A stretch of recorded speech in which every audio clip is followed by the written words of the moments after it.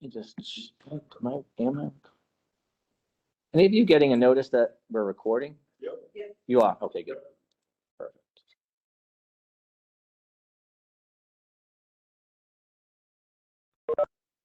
Ed, I think when you're ready.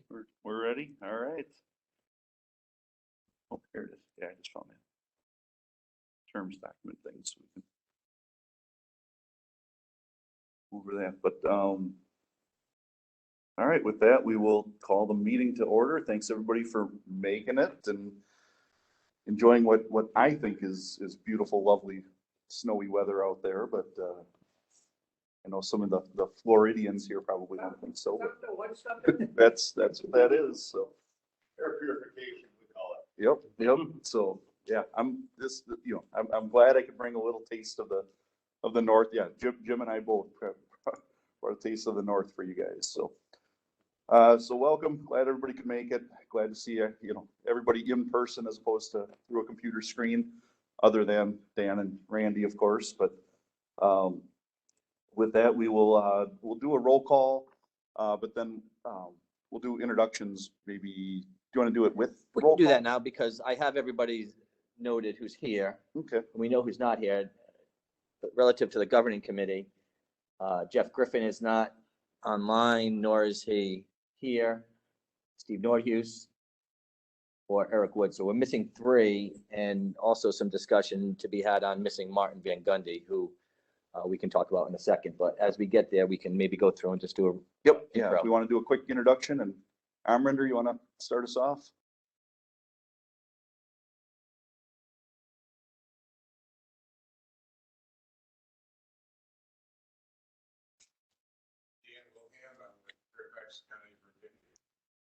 Sorry, Dan, what was it again? Thank you, Dan.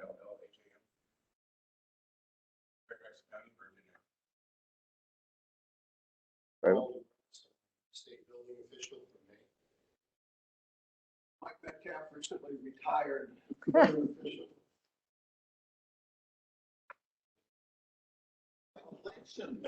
Big smile.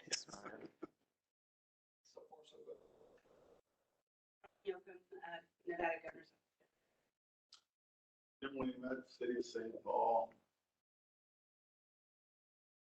Tom Allen, building official, Lake County, Florida.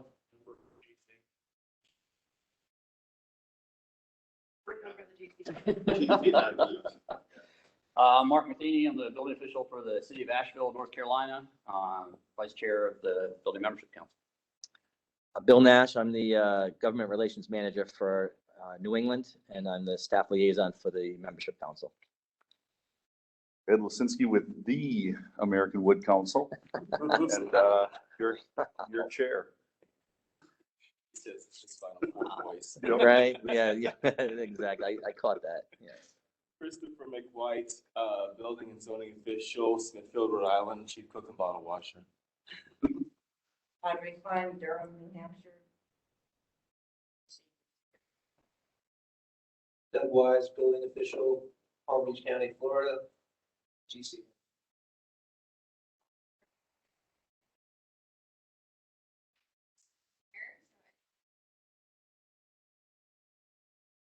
There you go. Awesome. Thank you, Beth. And yeah, and Beth made it to the happy hour yesterday, so we told her to stop by, see what we're all about today. So and thanks to our other guests as well for attending. And actually online, Dan and Randy, you guys want to, Dan, do you want to introduce yourself? Hang on, you're muted, Dan. Dan Dockery, building official, Winston-Salem, Forsyth County, North Carolina, retired. So yeah, can you all, Dan? It's hard to hear you. We just don't have the great setup here. You might have to yell. Okay. There you go. There you go. Building official, Winston-Salem, Forsyth County, North Carolina, and retired. He's, for the record, he has a big smile on his face. And Randy, do you want to jump in there? Sure. Randy Metz, fire marshal with the city of Carlsbad, California, and I am your BMC ICC board liaison. All right, thanks everybody. is, if you don't mind, until somebody speaks, just mute, here. Randy, are you able to stay with us for a bit? Yeah, I can stay with you guys for a bit, and then Carl wants me to pop in over there for Okay. something they want to do. Because relative to a board, update, I don't know Yes. where I have Yeah, it we on could- It's pretty early. I'll be with you guys for a while. okay, if you need to go, just let us know, speak up, and we will, we'll let you chime in. And with it. Yep, and we do have one other guest. You want to introduce yourself? I'm Chandra Gokar, the city of Seattle, but I'm just still trying to figure out. Yep. Which is what. Oh, we're glad to have you. Feel free to join us at the table if you like.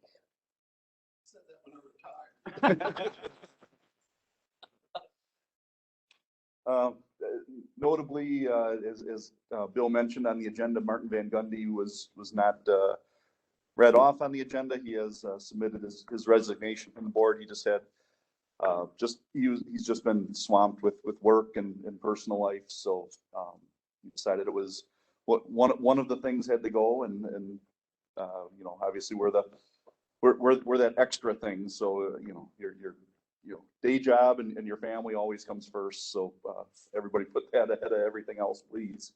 And so yeah, so he made that decision to step down about a month ago or so. So I think we'll probably just go through the rest of the year, wait till the ABM and replace him at that point. I don't think we have anything in the next 5 months here that's super critical that we need need to have that 15th board member for. So I'm gonna try for the people online to give them a video. oh boy, Yeah, help me, help me. You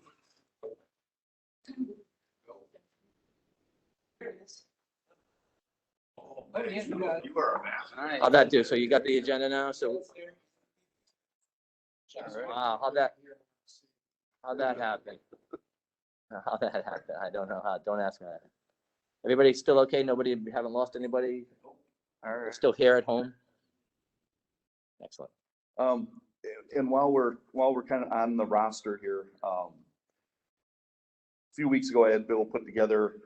We had that COVID year, and so everybody's terms got extended a year. So I asked him to kind of go through everybody and just kind of get everybody's terms again. Now, is there still like an echo to somebody else? Oh, out of. I just shut it down. Yep. Okay. So I'll just read through this quick, just so everybody, so kind of listen up for your name. But this is sort of where your term expires. For myself, I'm on my second term and I expire in 2024. Mark is on actually his first full term, because you completed an expiring term. And so your first term ends in 2024 as well. Dan, you're on your second term and that ends in 2023. So you actually still have one more year with us. Tom Allen on his first term, and that's 2024. Audrey, you're on your second term, and that's also 2023. So you still have another year. Jeff Griffin on his first term, 2024.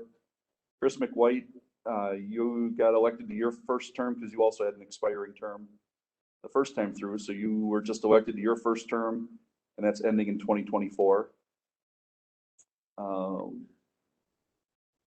Mike Metcalf, appointed to a partial term, then elected to a full term, and then a second term. But this is it for you, buddy. 2022, and you're out of here. Steve Nordhughes also did a expired term, elected to a first term, elected to a second term. In 2022 is when Steve will also term off this year. Amrinder, you're on your first term, but you're up for re-election this year, 2022, so you still are eligible for a second term. Jim Williamette, you had a expired term that you filled for Tom Peterson, And then appointed to a first term, appointed to a second term, and 2023. So you still got an extra year with us.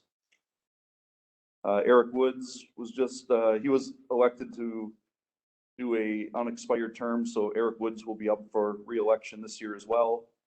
And then he would be eligible for 2 full terms. Robin, you're completing an unexpired term from Doug Maples. So 2023, you'll be up for re-election, and again, you'll be qualified for 2 terms after that. And then Doug Wise, elected to a first term, and you'll be up for re-election for a second term in 2023.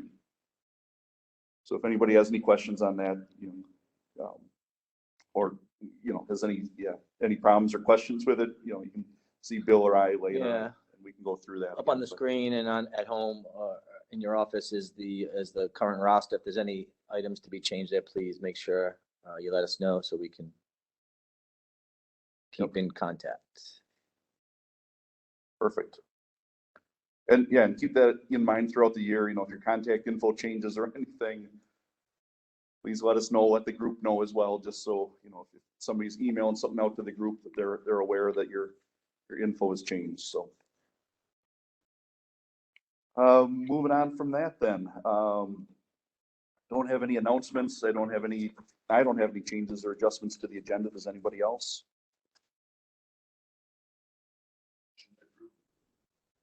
Well, that's the agenda first. There's a motion and a second to approve the agenda. All those in favor say aye. Aye. Any opposed? And we are good with the agenda. Next up is the meeting minutes from January 2012, which that was emailed out by Bill to everybody. Yeah, those aren't Wasn't it? Or was it not? I thought I saw it in there, right? I did. Yeah. However, let me just put these up real quick for you all. So you can see right at the top, the recording for that meeting got corrupted. The file became corrupted. So we have limited notes and meeting minutes, but they are here as best as we could do. It's Bill, so he does as best as he can. I don't separate. Yeah. No, it's fine. You did a nice job. You tried. Of course. Thank you. We have low expectations, and you met them. So. All right. So with that, if everybody had a chance to review those, I'll take a motion to. I guess is there any thoughts or comments or questions on the minutes? And if not, I'll take a motion to accept those. Second. Moved and seconded. Again, any discussion? All those in favor say aye. Aye. Any opposed? What little minutes we had from January have been approved. We'll move on to special presentations, and Randy, if you're there, we'll let you go first and do a ICC Board of Directors liaison report. Thanks, Ed. Appreciate the opportunity. We had a great board meeting yesterday. I spent almost 9 hours on the Zoom there. Sorry I could not be there in person this year, but COVID restrictions bit us last week, so my travel plans changed last minute. Great board meeting. I'd say probably the highlight for you guys was the presentation we received from Matthew Wynn from Wynn Education, which is a new company that ICC has purchased in the past couple months. And Matt Wynn is very big in the training process and runs training programs for plumbers throughout the United States. So if you are a plumbing inspector, you probably are familiar with Matt Wynn's classes. Those classes have now joined the ICC platform, and Matt has been brought in basically to run our education learning center for ICC. We do probably about a 10-minute overview from all of our subsidiaries at a board meeting. And I think Matt's overview was probably close to about 50 minutes on his vision for the future, where he wants to take our ICC Learning Center. And it was very refreshing. You know, a lot of us have had some frustrations and some issues dealing with some of the training classes there before.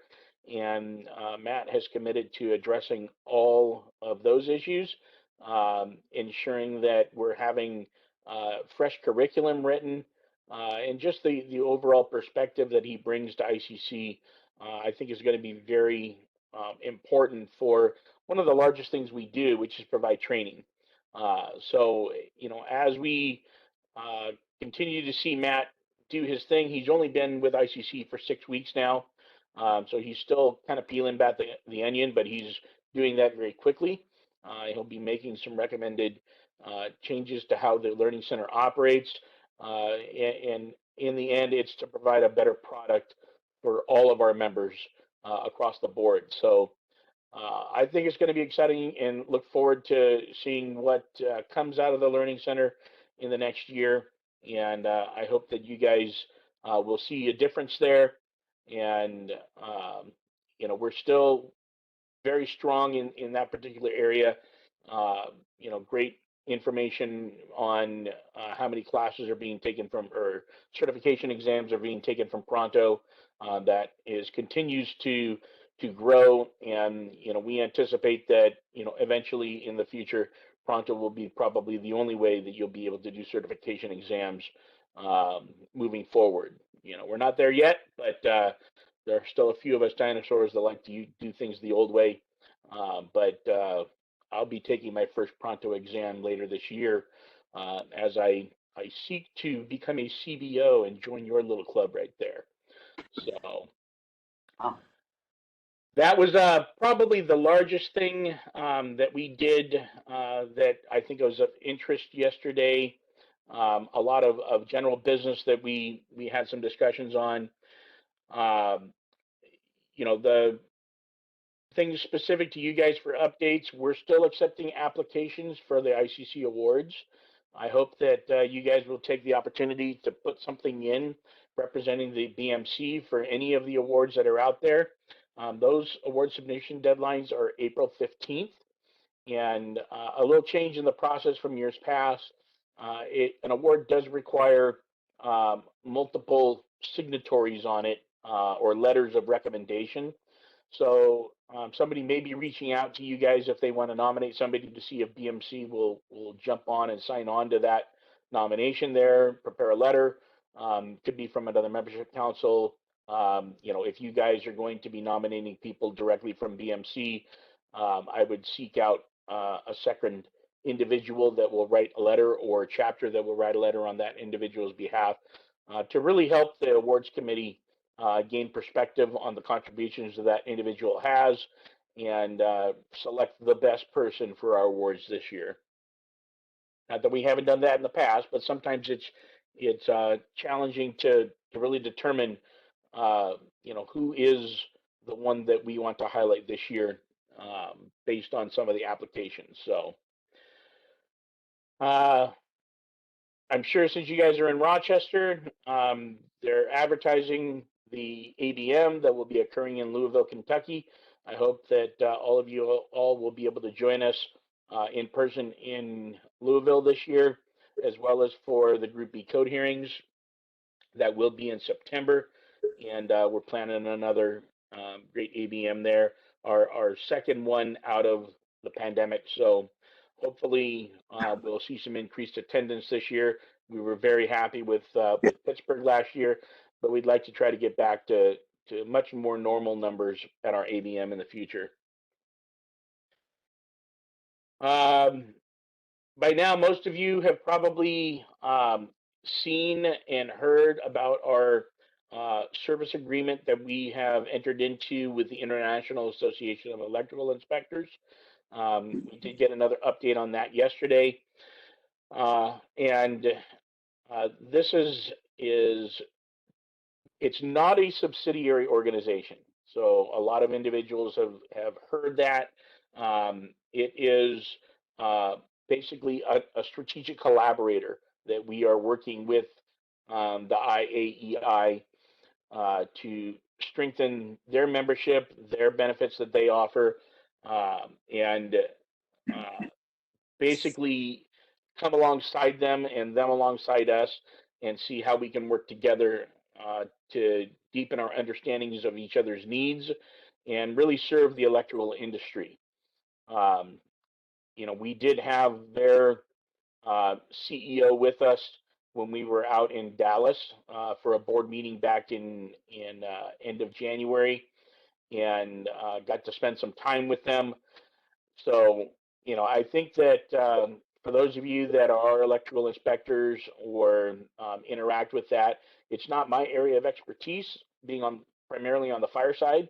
So this organization for me was actually very new. But for those of you that have been working in the electrical inspector industry for a long time, I know that a lot of you are certified through this organization, receive training from there. Director Mike Savage actually serves on the board of directors for the IEEI. So we have a connection there right now through ICC that continues to grow. If you have any additional information or questions regarding our relationship, feel free to reach out to me, or you can reach out to Mike Savage directly. He's been working extremely hard on this process right here. Aside from that, Building Safety Month is coming up. I'm sure the bill will emphasize that. I hope that your local jurisdictions will be doing a proclamation and possibly holding some events now that we're able to do some in-person items. If you're still not able to do that, finding a way to do some online presence to really emphasize the 4 weeks of Building Safety Month would be wonderful. Partner with your fire marshal, your public works department, your community development director. Try to make this a citywide emphasis right there, because it really is your best opportunity to influence and show the importance of code officials throughout your jurisdiction. I'm used to having Fire Prevention Week, and it's been a long-standing opportunity for the fire service to really highlight a lot of our prevention and safety programs. Building Safety Month is really focused on the role of building official, code enforcement, 4 separate themed weeks. It is, and I hope that I will continue to see it grow and become what I have always known Fire Prevention Week to be in the month of October, to really highlight the importance of the building inspector and what we do. So with that, I don't have any more updates unless anybody has any specific questions for me, Ed, and I'd be happy to answer those. Thanks, Randy. That was an excellent report. I know Mike Metcalf and Tom Allen and I were also in attendance at the board meeting, at least for most of it, for the public sessions. And yeah, you mentioned that WIN training, and I think that's going to be a fantastic addition to the ICC team. Tom or Mike, I don't know if you guys had any thoughts or comments from the board meeting yesterday. No, you guys good? Anybody have any questions for Randy? Yeah. I'm excited to hear about the partnership with IAEI. Many years ago when I was in Virginia, one of the memberships I was most excited about was through Association of Electrical Inspectors. And obviously I haven't been allowed to legally to look at any wiring since then, but it was an eye-opener. It was exciting. So I'm really glad to see that that partnership is going to be strengthened. Yeah, definitely. All right. Thanks, Randy. Absolutely. And if you got to jump off and head over to the fire service, we know where your true heart lies. And that's No. I'm your guy. We'll still be here if you come back. But we did have a couple more guests join us during Randy's presentation. So to the couple guys that just joined, if you want to give a quick introduce yourselves and tell us who you are, where you came from, and whichever wants to go first. I'm Guy Tomlin. I'm past president of ICC, but I'm here today on behalf of the home builder.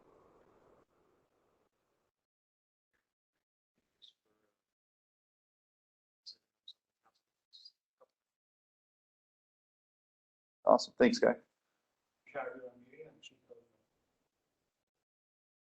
Nice. Welcome to you both. And Dottie, do you want to? All right. Awesome. Thanks, everybody. Robin, are you ready? Ready. Yeah. All right. Just while we're on the agenda, it does not look like we're going to get an update from Mike Pfeiffer, our staff. It's possible, but not likely. Correct. So we have time now. We always have time for Robin. We have a busy agenda. We'll give Robin a chance. Let me see if I can pull that up, Robin, right?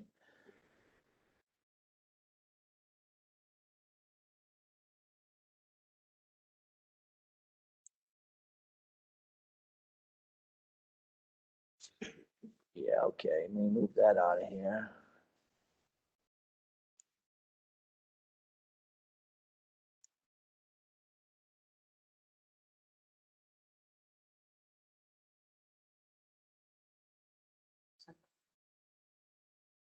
Okay, where are you?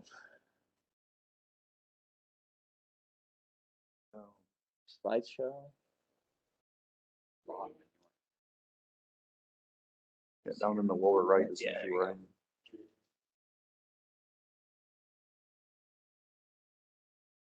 Oh, you ever worked PowerPoint before? Yeah. Presentation mode right here. Oh, yeah. Right here? Nope, next to it. There you But the beach, you like the beach? Yeah, I like the beach. We could do that. People at home, they can't see that. I gotta share that. Hang on, let me share.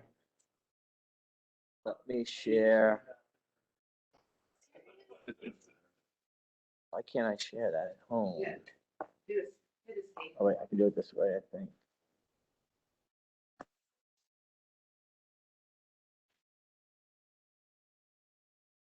Now you guys all screw me up here. Escape. I think you got. But I want to try to share it. I gotta share.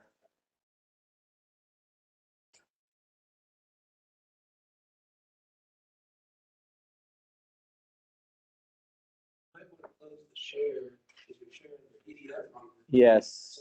Share your screen instead. I got it right here, yeah. Share.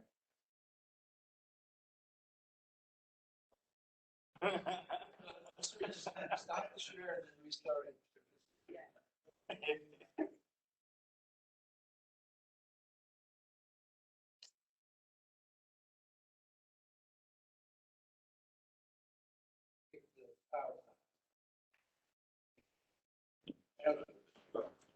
All right. All right. Yeah, it's on my little window.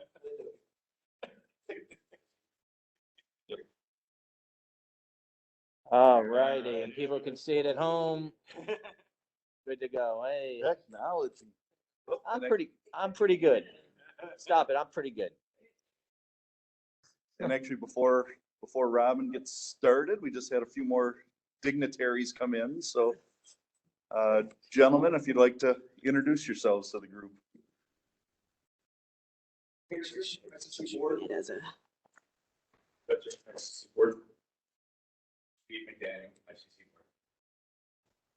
Thanks, guys. Just Sharing the board of directors report from Randy. So I'm sure he says hi to you So guys. one way or another, yeah. Let's go back to The other one. let's go back to the other one. yeah. Okay. One way or another, they're gonna see.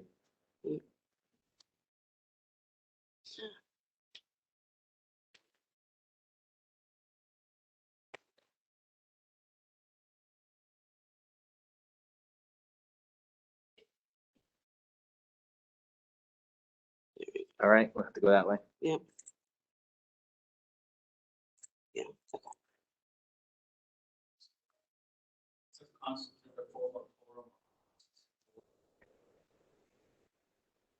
Yep. have a quorum. Yeah, not quite, but we're. All right, so I'm gonna talk about the changes to the IECC process. After the 2021 cycle, in December of 2020, the board of directors met to discuss the future of the IECC and how it would be developed. There were certain interest groups that challenged the validity of the governmental votes for the 2021 IECC. They submitted a handful of appeals on certain proposals. So in March of 2021, the board of directors voted to move forward with a new framework and moved the process of the IECC to the standards process rather than the normal development process that we're used to. So I did a link in the PDF to the new framework, and 2 IECC consensus committees were established. There was an open call for applicants between March and April, and then there were appointments announced in July of 2021. So for the commercial consensus committee, there's 45 members in different interest categories. The chair is Dwayne Johnlin from Seattle, and then Emily Hoffman from New York is the vice chair. They're both governmental members. And you can see the makeup of the committee there, the majority of it being the 15 governmental members. The consensus committee did create 5 separate subcommittees to review certain different proposals based on their subject matter.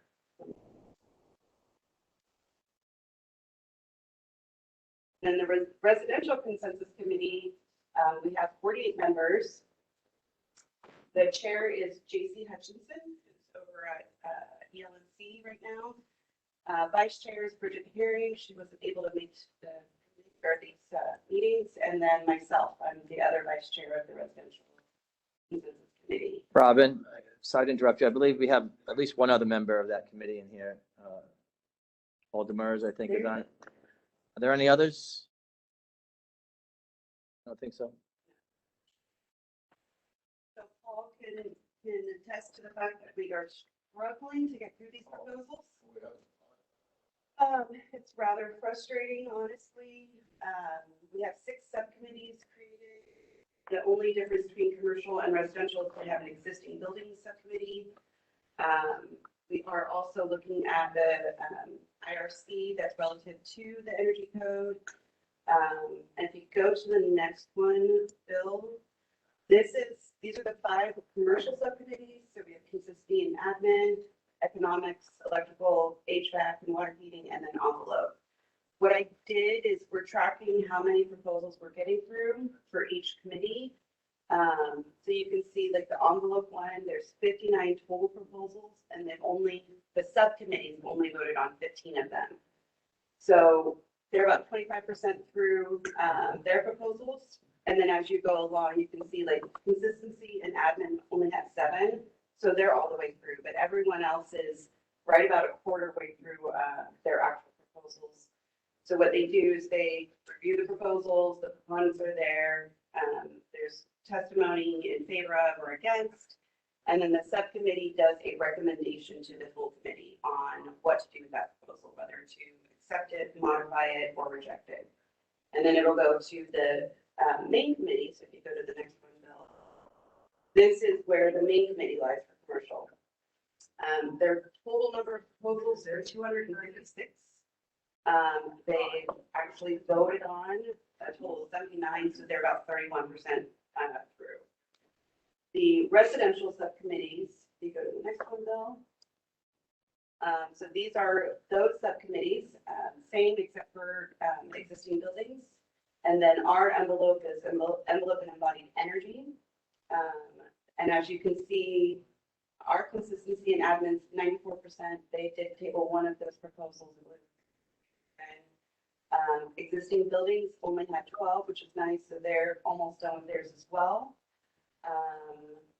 Economics, 55% through, which is nice. Envelope, 57%.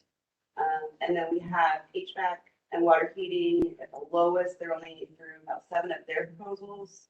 And that was just issues with our chair of the subcommittee was not feeling well a lot of December, so they didn't really get started on their meetings until mid-January.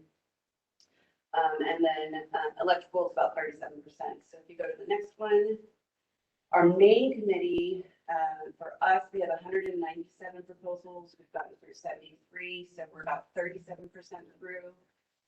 We just had our last meeting was this last Thursday. We got through almost all of the proposals except for two. Because right, the last one of the last three was a proposal on the form stuff, right? Yes. Yeah. And so we talked about that one for a good 40 minutes. We went over our time. Somebody did vote to, or motion to end the meeting and to call a question. That did not go through. People still wanted to talk about the proposal, yays and nays, so we continued, and finally, it was like 10 minutes over, we said we're going to table it and talk about it at the next meeting, which is April 7th. You know, the hardest part, I would say, on both sides of the consensus committees is getting through the proposals in our 3-hour time. So all the subcommittees meet for about 2 hours. The main committees meet for 3 hours. It is a very long 3 hours. Some of the proposals that you would think aren't going to be very controversial are, and we can spend over an hour on one proposal. The other part too is that some of the consensus committee members don't want to stay for the full 3 hours. So they'll try to motion to adjourn early, and that doesn't do very well when we have to argue about leaving early. So, you know, Mike Pfeiffer is our staff for this. Not Mike Pfeiffer, Chris Stanger. But Mike is always on the meetings to help out when we have questions. And as, you know, chairs and vice chairs, we are threatening our committees, but almost threatening that we're going to have to stay to midnight for these meetings if we don't get through these proposals. The next slide, we have to get, yes. What's your timeline on this? So we have to have our public draft out in July this year. Yeah, so like a couple months from now. So from old timer that's been since century. Yeah. So I served on the A170. It is really painful. And you know, from a practitioner, as far as still, I mean, the meetings used to go like 4 or 5 days. Yeah. From 8 to 5, maybe later. I don't know how you're gonna finish this portion. It's just impossible to do. Because, you know, your regular full committee is 9 members, 60 people, everybody is a subject matter expert. Like it or not. Mm-hmm. So I'm not surprised that you spent 2 hours or something that it's a 5-minute discussion. So all I'm saying is, charge, but doing something really good. On 8 to 5 nonstop. Yeah. I totally agree with you. We're not sure how we're going to get through all the proposals. You know, this is our first time, our first round going through the standards process. I think we'll have to make changes in the future because it's just, I mean, it's super painful. You know, we've got 48 people that want to talk about the proposal, interested parties. Well, that's why the A117 from 2000.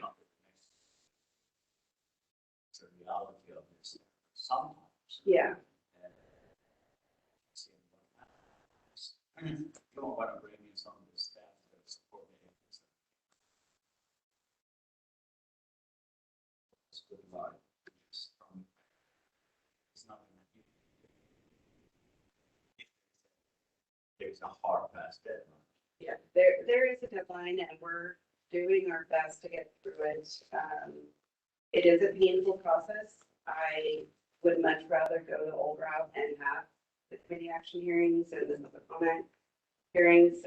Unfortunately, we can't change it at this point. It is now a standards development process. So, I mean, we're going to do our best. Say that at least from the residential side, that the chairs have done Jones work that just Well, no, hurting no cats. No Yeah. doubt, it takes it some to do it, but you got 48 members on one, 40 members of the others. To me, I don't know, talking to, but, you know, the product that comes out of the economy is important. Otherwise, it would be garbage in, garbage out. Yeah. You're gonna meet your deadline, but what's the quality of those changes? One of the components to this is also that it requires a 2/3 vote at the end for the term consensus. You're not gonna get it. No, I mean, there's my fear as that group is that you're going to have all of this effort we put out, whether we start jamming it down, like you said, being a little brutal. Get to the end and go through that voting process, I just feel like we're probably 5 or 10 proposed this. That wasn't the number one route, right? And number one, this route is to getting really, it's not everybody's talking on one side and depending on what side of the aisle you stood on. The intent of this proposal was truly standard. Therefore, it's a state of the art in some, but it is also reliance on state of the art is great, but at what cost? So it has cost implication. So to me, to have a deadline of July. I was thinking, say July is the one. No, because we're developing the 2024 IECC. I said they.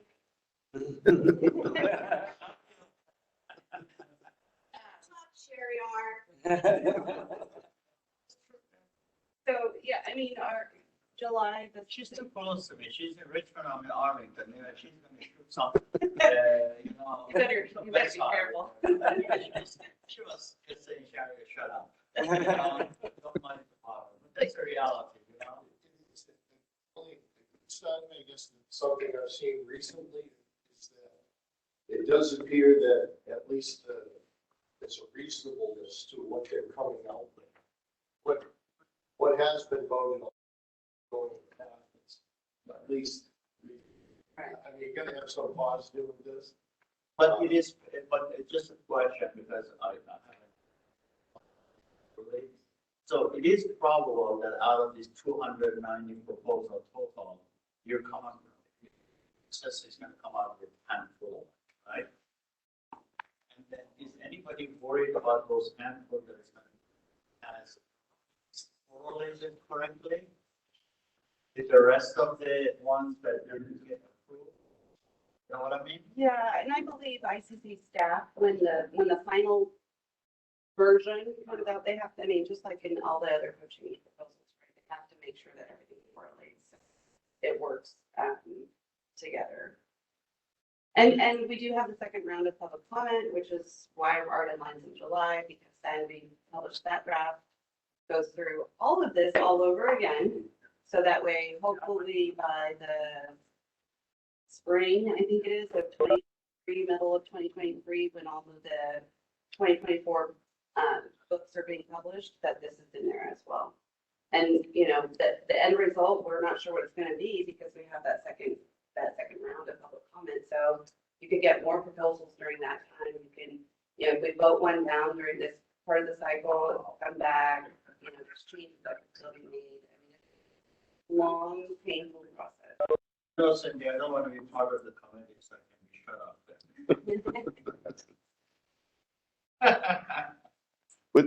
With that, we do have a couple more guests that stop by. If you guys want to introduce yourselves and jump in here at all as well, if you have any comments, but. Yep. IECC, St. Paul.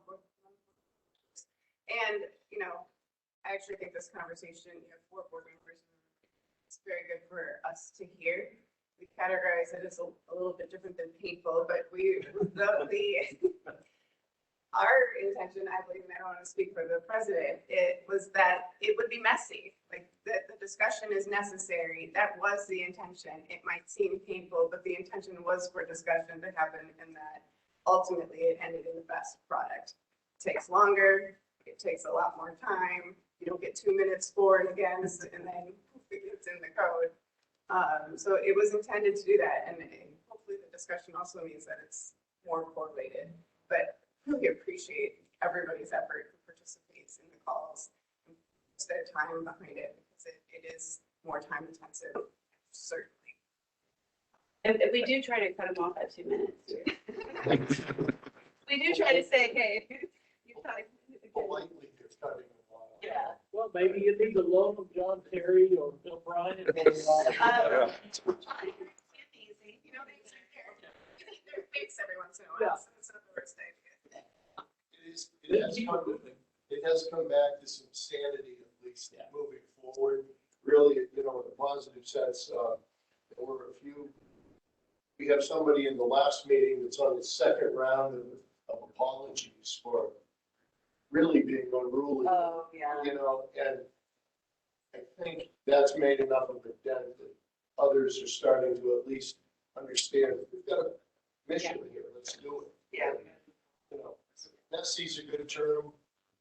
Painful, the rest of it, I mean, it's Very descriptive. Publish a good product. They're gonna be good codes, and, you know, that's our goal, is to move it forward and just get through it and make sure that, you know, everybody, all of our voices are heard. And that was the intent of moving to this process, to make sure everybody's a part of it. President Davis, did you want to introduce yourself, and if you had any comments? Echo what Angie has said about giving lots of appreciation and thanks to the work that everybody's putting in, except for Sherry Arm. Those of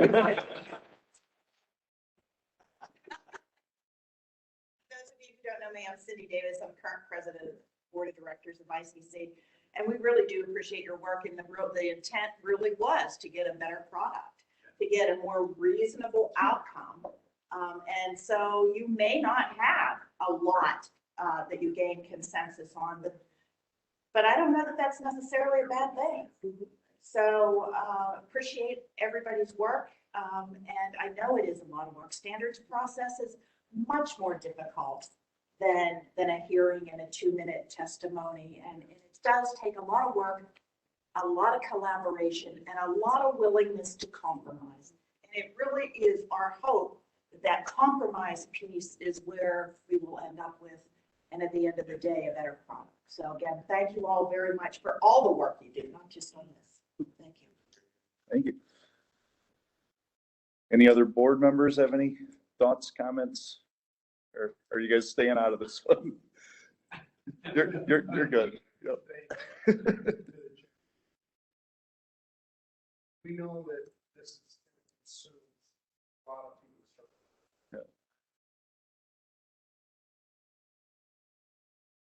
That'd be part of the process. Good. Seriously, though, it has to be part of it, really. Yeah. It is. Such as. Yeah, I'm not being sarcastic. No, it is truly, it feels good if this week with the lovely proposals we got through. You know, you can just come and JC and he said, it's like there, thought we were 2 away from doing the whole agenda. So I mean, I think we're really starting to get some. Yeah, I think I jinxed us. Like, I texted JC and Bridget and said, oh my gosh, we're gonna make it through all of them, and then, no. Not that one that got us hung up, but. But again, it's a process that all willing to do it, so. Does anybody else from the BMC have any questions or comments for the group? Chris? I want to congratulate you. In my experience, whenever you have something that people are really passionate about, that is the thing that you wrestle with the most. And so I'm really proud that you have taken on this incredible wrestling match. so somebody wants to say gird your loins, you know. But I'm so glad for what you're doing. I did have a question because like others, I haven't been following as closely as I perhaps thought. You said there are 6 subcommittees on one and 5 on the other, and the 6 is because there is a existing, was that an intention to have existing on one and not the other? No, I did not, I wasn't involved in the makeup of the subcommittees for the commercial. So I'm not sure what their intentions were, but I know for residential, we thought it was important to have a specific subcommittee that just looked at that chapter, and submitted for that. And Staff also, Chris Stanger and just, kind of kept us really on track and done a great job from the ICC. And the existing buildings, I volunteered up into that one, and we are having meetings that are going pretty well. Generally, when it comes out of the subcommittee, if there's a reasonable recommendation from that committee, reasonable balance, once it gets to the overall group, it goes pretty smooth. And I'll let it go on this one thought. My understanding was also to not only have a standards, but also to ultimately find some way, if at all possible, to simplify the energy code. It's highly technical, a whole lot of math, and people's eyes roll back. Is it even possible to simplify it? Now that you're in it, can you see any way to simplify it? no. I mean, I think that there's ways that certain areas can be simplified, but probably not all the math and everything that goes into it. I know that there's one group, I don't remember which group is working on, going through and just trying to really make it a more readable code. And I know ICC staff did a fantastic job. They developed, I think Jerica was part of it, just like an easy read, like how to read the energy code very easily. And it's like $35 or something for a PDF. So, I mean, I think that we're taking steps to try to, but ultimately, I mean, it's an energy code. How simple can you get on that one? Kind of difficult. Well, it used to be simple, but you're right. I mean, it's left a gate, the car or the train, because I attended a seminar a couple of years ago. And it was just a handful of and everybody that at least a PhD in mechanical engineering. So I'm by trade in mechanical engineering by education. And I spoke, I said, okay, that's great, but when it comes down to the bottom of the jurisdiction, 5D or 3, I think that's the only way we can use the trade.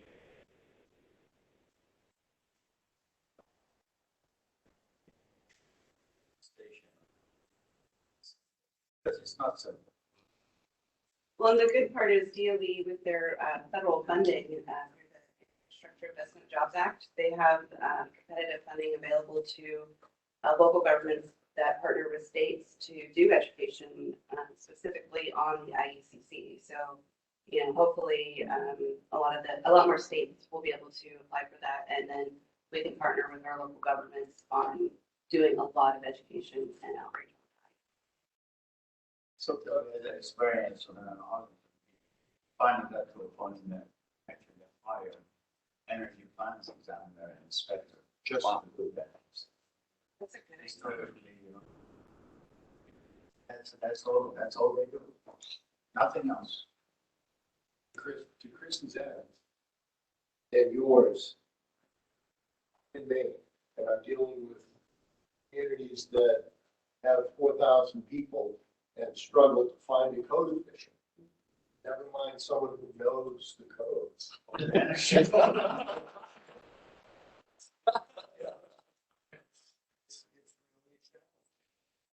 So, I mean, in Maine, I've started my own little campaign of training for that. Tell me what I have to do for residential.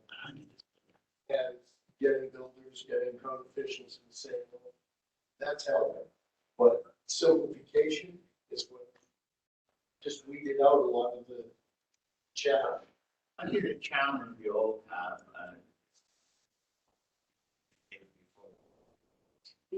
I agree with 100%.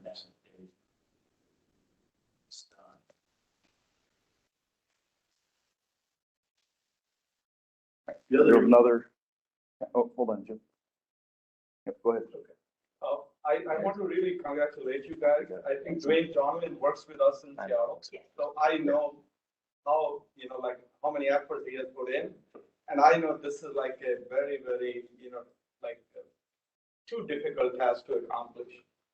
And, but I think I much rather be looking on the positive side.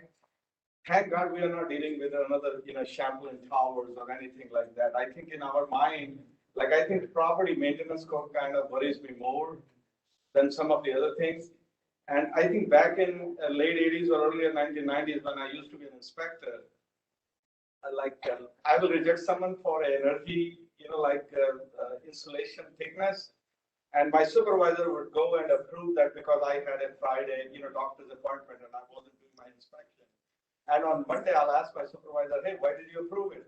Jitinder, this is not going to make anybody to kind of, it's not a life or death situation. Somebody's going to pay a few more cents for the bill. That's it. And that conversation has changed. Yeah.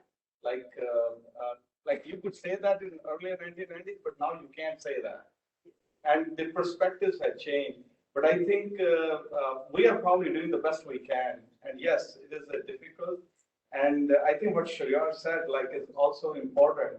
And there has to be a balance that needs to be maintained. But I do want to congratulate both the groups, like residential as well as commercial, because I have witnessed them in some of those things, and they have done really a great job. Yeah, thank you. I'm surprised at how much time Wayne has to actually put together his presentation slides for the meetings, because they're doing fantastic, so.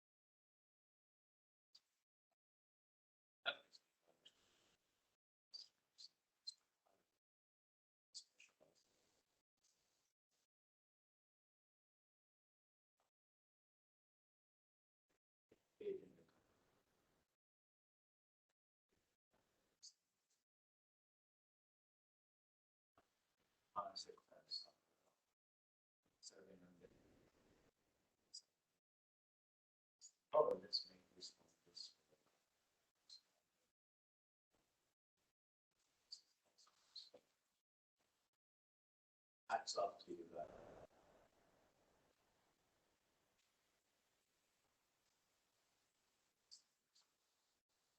All right, Jim, you had one last comment, and then we got to move on. So.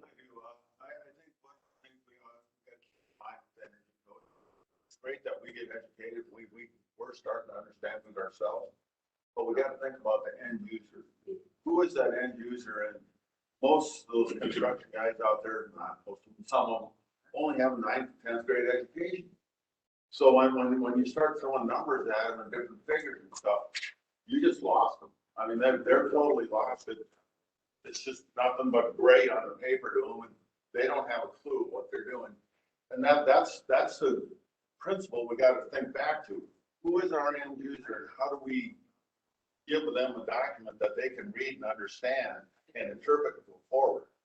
And I'll be honest, the energy code is beyond 9th, 10th grade level. I mean, you got to have some college math, good education to get through the code. Otherwise, you're not going to get through it. And luckily, we educate ourselves on this level, but the end user doesn't get that kind of education. All right. Yep. Thanks, everybody. And obviously, thanks, Robin, for the presentation. Thanks for your work on the committee. Paul, thanks as well. Begrudgingly, I'll thank you as well. But no, yeah, excellent presentation. Thanks so much for that. And again, if anybody has any other questions or anything, bombard Robin later on with that. So we'll move on to some of the old business here under the evolution and status document. Bill, I'll let you yell at it. Just some kind of follow up from January's meeting relative to the new people that we have. This document that's up on the screen now is one that we've tried to maintain going way back to 2012, as you can see, and then obviously up to 2019, and that's pretty much where we end, folks. So I would continue to ask anybody who was involved. Of course, we had COVID, right? So that has not helped us much.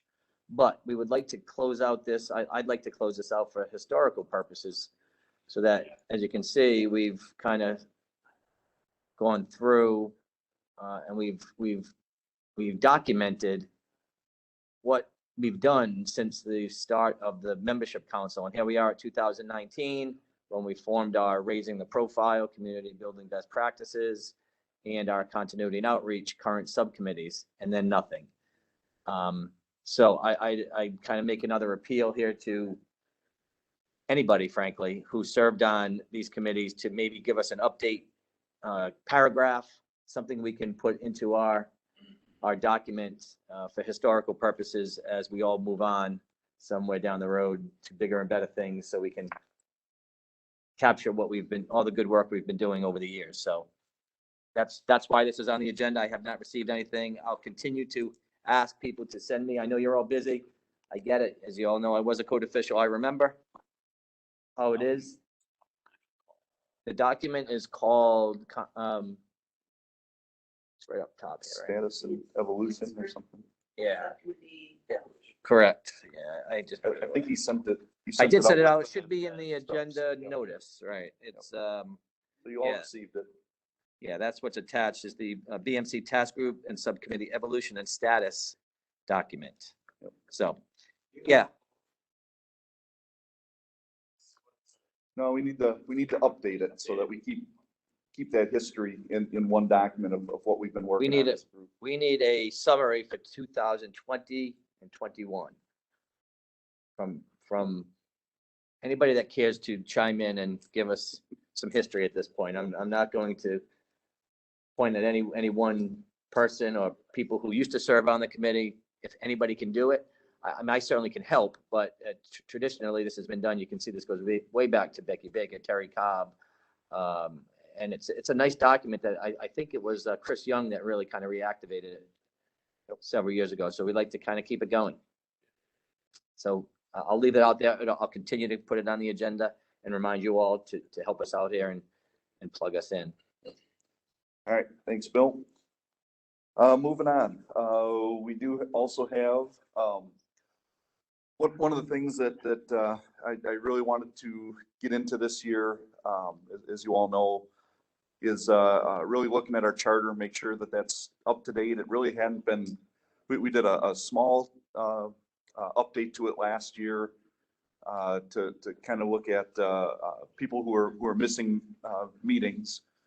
And we got that through, but I think while we were reviewing that, we really noticed that the whole charter, the charter as a whole, really hadn't been gone through line by line and updated in the 10 years that we've been around. So one of the things I asked for was, let's get our, let's form a small little committee, go through this charter line by line, and start to look at what needed to be updated. So Mark, Tom, and Robin went through that, and thank you three for doing that. They did the charter and then some policy reviews as well that we'll look at in a second here. And they came up with a handful of changes. They actually worked with the Emerging Leaders Membership Council because they had just gone through and updated their charter as well. So we did work with the Emerging Leaders, also just because it's great to get that perspective of the emerging leaders. As this is a group that I don't want to say they're all gearing up to join us, but that's sort of that natural progression. You go from the Emerging Leaders to the Building Membership Council, or to the Fire Service Membership Council, or one of the others. But does this charter look like a document of a group that you'd like to join? So we wanted to definitely get their opinion on that. And so with that, I don't know, between the three committee members, I kind of stayed out of it. Just so They were totally independent. They were able to do their own work, kind of without my influence on it. So, And before we go too much further, just, we have a little bit of time to get this done and the policies. These are important items. To be clear, these are proposals that you all, at least the governing committee members that sit here, are looking at. And you can change, add, subtract, whatever you like to do with these, but ultimately they have to get to the board of directors for approval. But that's the start of what this subcommittee has done, or this task group, if you will. So yeah, they kind of went through it, came up with some recommendations. We can review this today. If we're comfortable with this stuff, we can, like Bill said, we can approve this today. We can make some changes. We can recommend. We can kick the whole thing back to them and say, hey, we don't like any of this. Go back to the drawing board. But ultimately, once we get a document that we're comfortable with, exactly, it has to go back to the board of directors anyway for their approval on it. But one of the three of you, if somebody wants to step up and kind of go through what you guys talked about here. Okay. Well, that was kind of an easy one. We don't identify things really. We report to the board of directors and recommend things that we see from the building membership council from our industry to move forward. We kind of struck this funding opportunities because we don't really look for funding opportunities that I'm aware of. This was, part of the original, and it's not really something that's a function of this committee. So we don't really need that in there.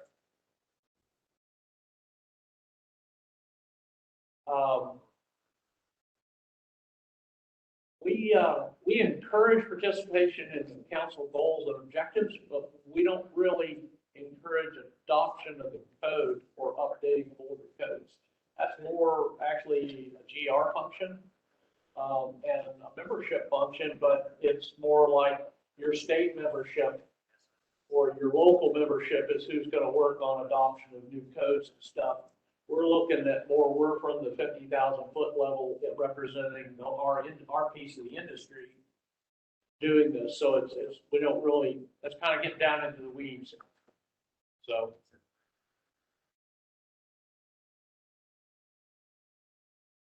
We wanted to add a honorary member to the committee so that we can recognize somebody that has done has retired from the committee and wants to still participate, and kind of to tell them thank you for all their hard work, because there's a lot of work goes into this committee. I'm just giving a perspective on this section is the membership section, which has governmental members, associate members, and then the proposal for an honorary membership. We did also go through the charter stuff. Each member of the council votes at the annual business meeting or special meetings. So we kind of want to delineate the difference between members of the council, which is the global, all the membership. Then there's a separate section that really deals with the governing committee and the rules for how the governing committee votes. So we kind of split that out. So this is for the entire membership. They vote at the annual meeting, or if we called a special meeting for something, they would vote on that. This doesn't pertain to the governance committee's meetings. Right. Because that comes a little farther down in the section. Further down. Yeah, it's farther down in the section. Yeah, so we describe that further down. Okay. Right. Yeah. So you That's what I'm got saying. This Right now they're just establishing this that section category. really is just for the members of the council. Then as you go down further, that's also why we took by the governing committee out there too, because it's really not up to us. We use the criteria from the council policies for where the membership. Yeah, I think I remember reading that. We updated the number of people on the governance committee, especially after we found out there was 14 on there. And I'm just saying, It's actually 15, and that was exactly, it says governed by a minimum Minimum. of 12. So we bumped it up to 15 because we are trying to have more representation. And also shall be made up of not less than 8 governmental members or honorary members and not more than 4 associate members. So we're kind of keeping a balance of if we have industry people on, or that way we can still keep a balance on the governing committee as for the membership. But it will then allow people that are in the industry to be, it was allowed before, but this just kind of makes it a little clearer. With that, may I ask if, is there any balance across the United States on thought process?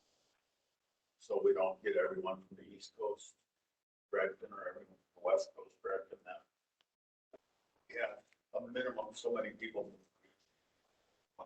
Well, I think too, it's still up to the nominating committee. Yeah. You know, and I know that is something that usually on the nominating committee that we take into account. So, Okay. you know, trying to get, you know, if we can, representation from across the country, we can, on the same note here, it's a minimum of 8 governmental members. We can still have a board of 15 governmental members if you want to. You know, it's still up to the nominating committee as to, you know, who do we get for nominations? You know, and who's going to be the best fit for their roles on the board here. It just gives a little bit more flexibility to where if you do get somebody from NAHB or you know, another organization that comes in that would be a great fit for us, or an honorary member who, you know, who served and they retired, but you know, they'd still like to be around or like to join us. This kind of just gives some flexibility to that then to the nominating committee. Question, I think that seems like in the past that the numbers item was restricted by the budget that ICC was going to allow us to play with. Yeah. It ultimately is, and that's why it started at 12 way back when. For whatever reason, we had 15 at one time. We now have 14. At one time, we only had, I think, 12 or 11. So it fluctuates, but yeah, it's a function of budget and what the board of directors ultimately chooses to fund, if you will. Yeah. I guess my question is, if we flush it out in 1 year, and then 3 or 4 years later, They cut our budget. yeah, how do we go about?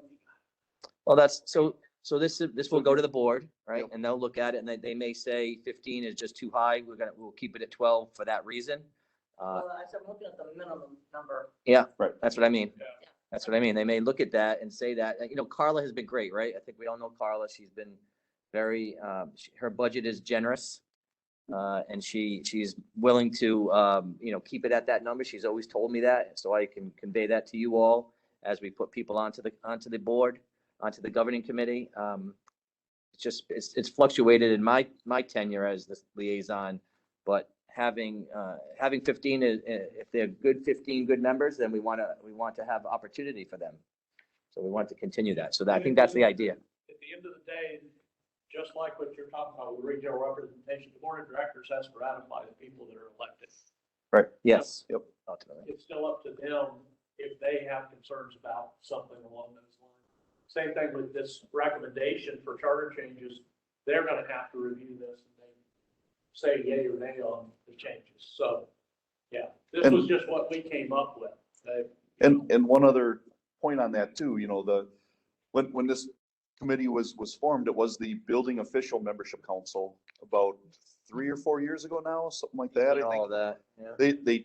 the board of directors voted to change it to just the building membership council because they kind of wanted to get away from it just being known as the building official membership council. They wanted it kind of opened up. So this just, at least in I think the committee's eyes and in kind of the direction that we were thinking about was, you know, this is sort of the direction that the board wanted to go, at least a few years ago. But yeah, Rob. We're saying minimum of 15, not less than 8 for honorary members or governmental, and then not more than 4. What if we don't have any honorary members? We only have 8 governmental and 4 associate. We're at 12. That's why government or honorary. So you don't have to have an honorary. So that government honorary covers that. I see what she's saying. We only have 12 people listed then, Yeah.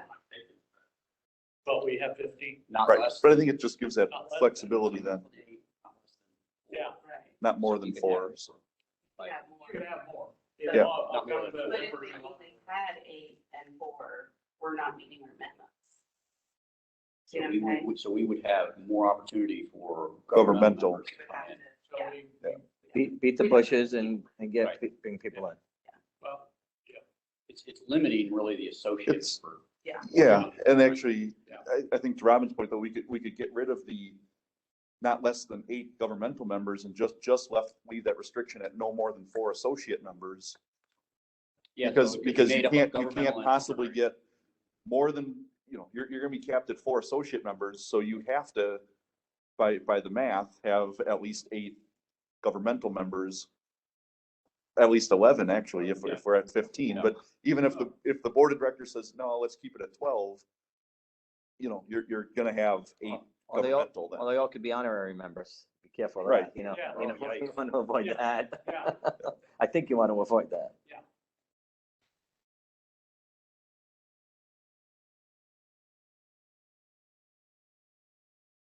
Yeah.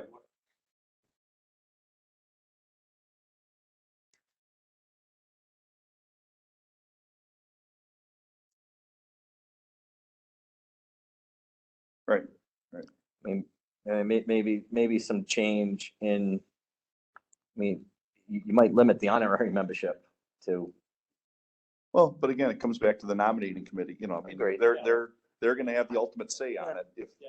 If we get 20 honorary members that apply, but we have, but we've got Right. 10 really good governmental members, Yeah. we're gonna go with those, well, that gives you some flexibility, I Yeah. guess. Yeah, I was just wondering if we should change the 8 to 11. I think we can almost just get rid of that, just cap the associate. Not less than. Yeah. Yeah. Chairman Lisinski, Oh, yep. Members, honorary members, not more than- Hang on, guys. Hold on, everybody. We got a voice from the computer here. Go ahead, Dan. yeah, again, everybody do remember the nominating committee is going to control who gets on this board. I think that the easiest way to get around the discussion we're having is to just remove 15 member, go back to 12 member, because that's a minimum. It's, the maximum we know has been 14 at one time and 15 at one time per the board's direction, not anything in our charter, but just per the board's direction. So I think a minimum, it should just stay a minimum of 12. I wholly support pulling in associate members because I think we're tapping a pool of very knowledgeable people who are interested in the code, just like we are, and in most cases, interested in good building practices. So I'm all for that. I think we'll make it very simple just by saying a minimum of 12, not listing a maximum, and then say 2/3 must be governmental members or honorary members. The remaining can be associate members and just be done with it. That way, if it's 12, it's 8 and 4. If it's 15, it's 10 and 5. Again, we still, and my honest opinion is the code enforcement officials, the building safety professionals want to maintain control of this committee, or this group. But what we want to do is we want to bring new people in. I just think going to a 12 minimum and having a percentage, 2/3 must be governmental or honorary members. The remainder can be made up of associate members. Takes care of it, and we can move on. Yeah, thanks, Stan, for that. Well, we can come back to this. Tom, do you want to, let's get through the rest of the changes here and then we can jump back into. Okay, 6.2, we, I guess the emerging leaders actually added a secretary to their board, and we wanted to put that in as a possibility, so that we'd have somebody to work on the secretary's role and take a little burden off of the liaison as well. So we were thinking, it's not a have to, it's a may include a secretary. It's seated into. We can. Yes. We got the room. And we've got, yeah, that's where we got it from. Jason on Emerging Leaders was on our committee, that he brought forward the idea. We thought, Kevin. Sorry, Kevin. And we all thought it was a great idea. So, and that then lays out what the secretary's role would be. All right. We're going to come back. We're going to come back and go through. We're just kind of running through the whole thing now to give you an explanation. No. And then we can go back and adjust anything that wants to be adjusted. So. All right. What else we got? Okay. Again, rather than shall, we put in may, that we may publish and distribute bulletins.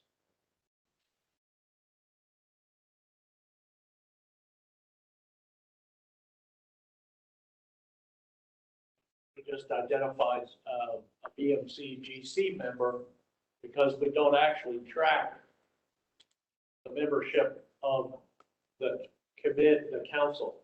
We just track attendance at meetings for the BMC GC. So we wanted to clear that, make that clear that that's all things that are applying to. Yep, I'm ready. So before we go to the next, I have a question.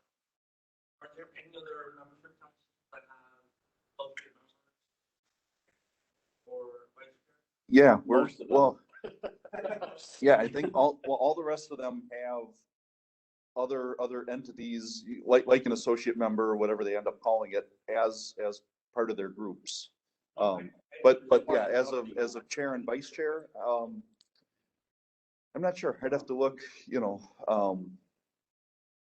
I know, fire service, they had, Gary West was their chair. He's with, NFSA, the Sprinkler Association. He was their chair for a few years. I'd have to. Greg Johnson, I think is. Yeah, Greg Johnson on Johnson. sustainability. Yeah, he's a private consultant. It's a trading company. Yep. Yeah, it's not unheard of. It's actually part of the norm. We're just kind of coming into it a little later than a lot of them have. We started out as a building official membership. Yeah. So I mean, there's a split money. Special meetings of the council should be conducted to handle business not normally associated to the meeting pursuant 7.2. 7.2 is our governance committee meetings. So if there's a need for us to have a full committee council meeting, it can be called. I don't know that anybody's ever called one, but we wanted the provision to still be in there, but we wanted to split it out from being a meeting of the whole council as opposed to the governance committee. Also with our change to the minimum number of members, we updated the quorum because we always, at a general meeting, we want the council members to have a majority over the number of people on the governance committee for general meetings.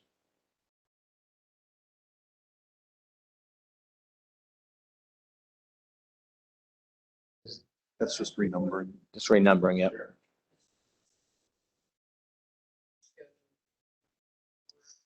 Yeah, we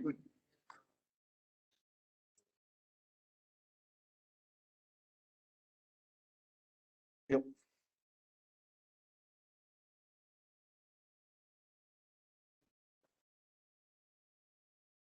Yep.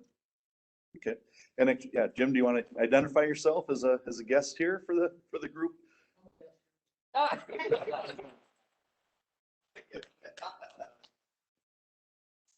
Thanks. Just trying to make it real. Catch them all. Yeah. Yes, each of the councils. As many of you know, Smile last year, stepping up that big chair is highly. After about 10 years serving this organization. Choose wisely. I'm a huge believer in mentorship programs. I had 5 different people that I was trying to twist their arm and say, hey, come on, step up. But unfortunately, family things come up, job things come up, and that sort of stuff. So the effort was there, but I got to be honest with you, I really don't. So choose wisely and do somebody like me. Thanks, Stu. So just to be clear, for your benefit, Director, this is a proposal, first time this group is seeing it. There was a task group that worked on it, and they are proposing it now to the governing committee, who may or may not vote on it today, and we may or may not forward it on to the board soon. But I would likely think it's coming sooner rather than later. Yeah, just when I walked in, what was up on the screen, I was intently reading that, and quite frankly, I was liking what I was seeing. So, Excellent. yeah, bring us some work. We don't do the damn thing. You need something to sink your teeth in before you get off. Huh?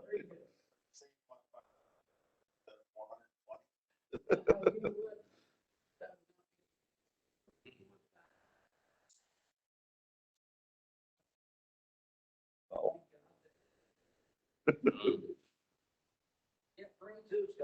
Yep. Yeah, and this was just a clarification that we can, a simple majority of the governing committee can make a decision. What Nathan said, whether it was a simple majority or super, so we wanted to go ahead and just kind of clarify that. Typo. Yeah. Just pointing that out. I just saw that, yeah. Typo. Oh, we got typos? The members. The members. We'll fix that. Okay. That's a script. Yep, thanks, You Jim. can do that, Bill. Yeah. Change it. All right, so it looks like that's all the changes. So again, like Bill actually just told Director Brown, this is obviously everybody's first time kind of going through these changes. It's and I think Dan had some great suggestions in there. We do have a membership meeting again in May. Hey, Sam. So we've got our membership meeting again in May. So if we want to send this back to the group, have them tweak a few things, and we'll get some time for some discussion here. But we still could send this back to them, have them tweak a few things, bring it back in the May meeting, and vote on it then, and we could still even get it to the board of directors in time for possibly for their June meeting then. If not, they might have one later on in the summer or else at the ABM. So we could. I would like to get something changed before the ABM, so that we do know then when we're advertising our call for committees and we're starting to form, our nominating committees and everything, we kind of know what guidelines might be in there for us. So with that, actually, I'll give Sam a second here. Do you want to introduce yourself? Morning, Sam Palmer, Clark County, which is Las Vegas. The MJC chair, and trying to figure out what that white stuff is outside. I know it's wonderful. The white stuff is here to help clear the air and take all those dust particles out. So we can breathe. All right. So with that, okay, well, yeah, we'll get to the other stuff, the other policy changes in a minute here. But on the charter, anybody have any thoughts, questions, Mike? I think I kind of answered it. Wondered how to deadline. Yep. For purposes of board of directors voting on this. Part of the bylaws. Yeah, I'd really like to get it to them for that June meeting, so that we have it in time to know when we're putting together, who we're going to vote on for the ABM. Whatever we had, I think, we had 2 people terming off, plus we've got Martin's vacated seats. So, we're going to be bringing in potentially 3 new people. I want to know, who's eligible for the nominating committee in time. So. Thank you. Yep. Just Yeah, observation. Doug? Went through this exercise in the SMC probably 10 years ago, maybe a little bit recent. And, you know, we had issues where we couldn't get a quorum. Yeah. Where we're trying to call special, so we called special meetings. We had to do that. I think we even had one APM event where it was a code action hearing. I can't remember, but we couldn't get it. So you need that. I think the stuff's good. If we could just figure out how to work the number of people, just get that figured out today and vote it, because this is good stuff. Yeah. I was there like when you couldn't get it. Remember that? Yeah. Well, I guess, you know, is there anything in here that anybody wants to discuss a little bit more? Do we like the 2/3 ratio as opposed to the not less than 8 and not more than 4? It's usually, I mean, not usually, but occasionally I will see in a charter that there is some provision for regular updates to them on a periodic or a regular schedule. Is there any appetite to talk about that? Sure, yeah, and add a section in it just to review the charter. Yeah. So what I was speaking about is that in many charters or bylaws, they often have a provision in there that speaks to how often it should be reviewed for potential updating and brought to the general. And I didn't see that here, but perhaps that's something we can think about. I think at the beginning of it, it does reference that, and I'm not sure if it gives it a specific, like, yearly thing. Yeah, I think or it just says periodically Periodically, or something. yeah. Yeah. Oh, Yeah. okay. All right. Oh. Yeah, and if anybody's got, Revised once during the beginning. I believe it was revised once during the first couple of years, but I'm not sure if we've done anything with it since. Just the 611, just Yeah. adding last year, I think. Yeah. Just added one thing. Yeah. So, Mark, do you know where that was in there? I thought I remembered reading it, but. Is that in the objectives maybe? Yeah, I don't see it. No. I think we thought. I'm sure I read it. And then, yeah, and I guess where would we put that? I would guess in the objectives, right? The council shall engage in the following activities. You know, we could make a. Either that or.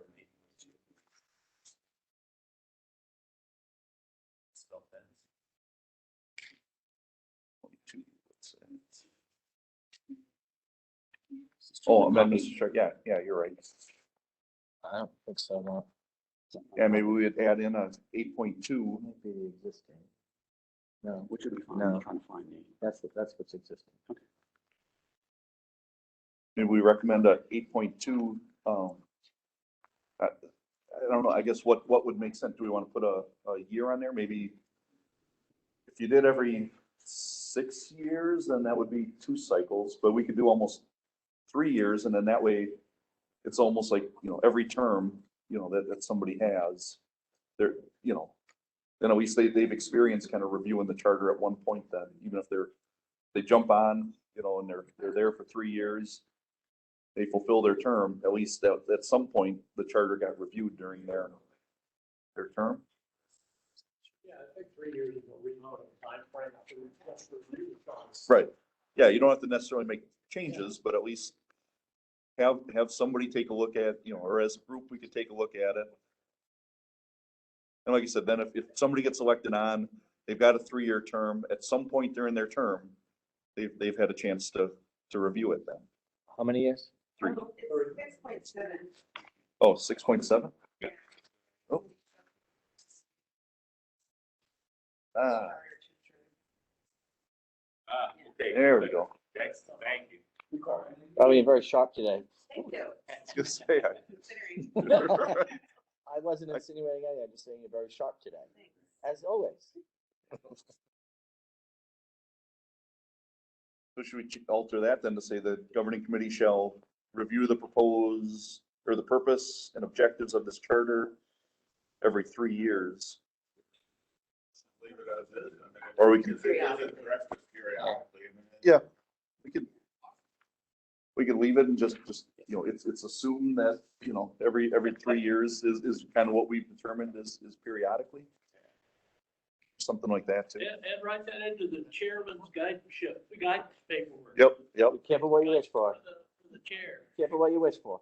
That was last updated even farther back than 2019, Yeah. so, yeah. Believe that?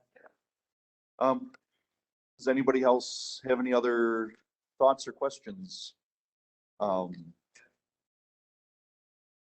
guess for the majority of this, let's take out the 6.1 issues right now. Did anybody have any issues with anything else that the committee brought up, or was the rest of the language in that all pretty good? Seeing some nods. So, okay, so outside of 6.1, we're pretty well good with it. The only other piece I would say, if we readjust the minimum number, then we should. Yeah, to change that 31 down there. readjust the form. Yep. All right, so let's tackle that piece first. So the 12 member, the 15 member, do we want to leave it at 12 or should we jump up to 15, Bill? Yeah, I'll just say it's likely, I don't want to speak for the board of directors, but that's the standard number in the charters. Is 12? Yeah. So I from a budget standpoint, I'm not sure if that would be. Yeah, we may not want to call attention to that. Yeah. Yeah. If you do, then you might start having raise some flags, but that would just be my thought going forward with. And with it being a minimum of 12, we still can get to Still can have 15. as many- And yeah. Carla has been generous. She's Right. been generous to allow us to fill the seats as the governing committee sees fit, up to 15. But she's, because that's kind of where it landed. I think it might not raise too many flags Great idea. and leave it. That was a good suggestion Dan had. It's kind of like there's no conflict. It still may be the number we have. So I think based on that and what Dan said, if you just simply strike, keep it at 12 and leave the language, And then the new change- language, Yeah, keep the quorum at 25 later on. keep the quorum. What's the form on the GC have? Right, then that would be 30, 31, so. No, the regular. committee. The membership meetings. But if you go to 15, doesn't that automatically change? That's why we changed. Yeah, it was tweaked in there from 25 to 31, so. But yeah, we're gonna go back to 12, sounds like, so. Yeah. The two-thirds Dan put in there was a great idea. Kudos to Dan on that. But I think Well- what you're saying too is when you get down to the regular membership meetings and it has to be the 31, if we are a GC of 15 and we pull it back down to 25, then we essentially could have more Right, authority than the regular members. I see, yeah. So when we get to that paragraph, I think we need that language. 713. Yeah, I just had a lot of bad experiences not Right. Well, that's the other piece of it. As the ABM shown, when we couldn't make the election at the Right. membership meeting, and we had to That's go for track people special down. for annual meeting. That's why I like the two-thirds. I really, like I said, when Dan threw that out there, it solved the whole quorum issue, whoever's in. Well, we're talking about the quorum at the annual meeting though now. At the, to make sure that we have enough to vote on our changes here.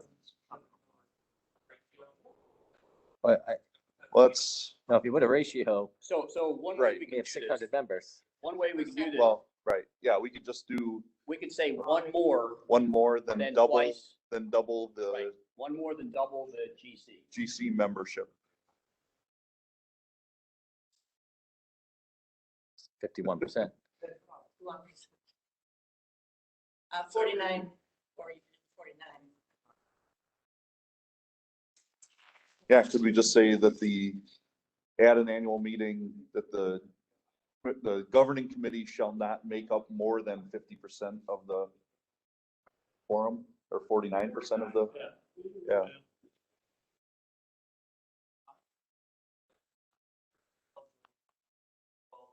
Right. Yeah, so they'll always have one more than us. Yeah, but then you round up and, yeah. Can you capture that and or Robin, Yeah. choose and capture that, put that into the document. So I think at that point,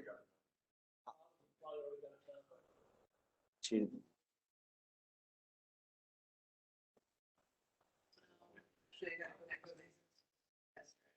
so, yeah. All right.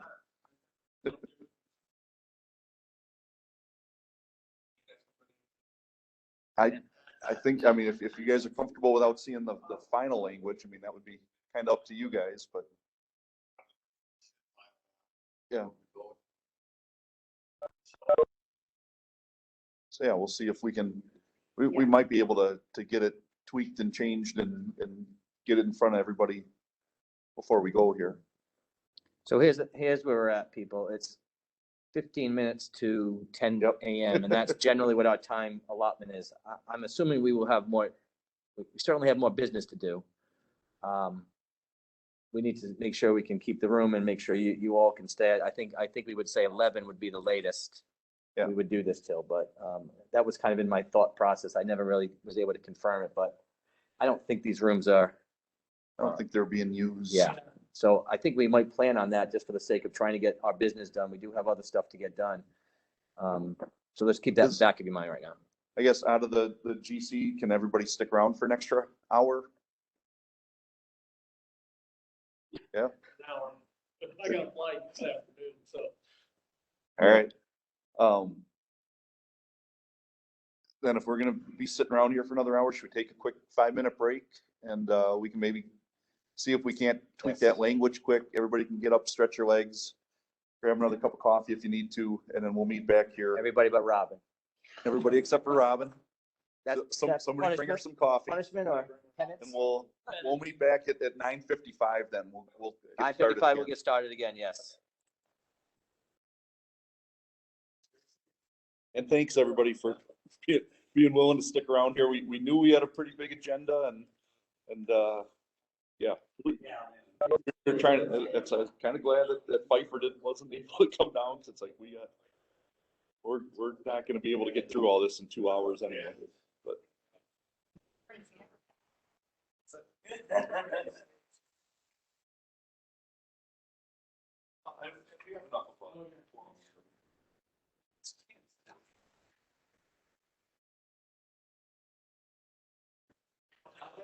Yeah, we try to get staff.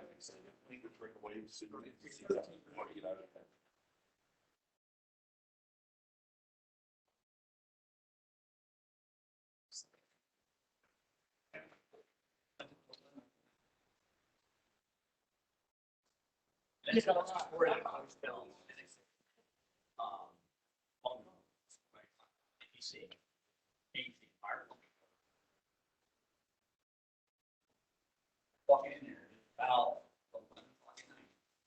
There were 50 people in the room.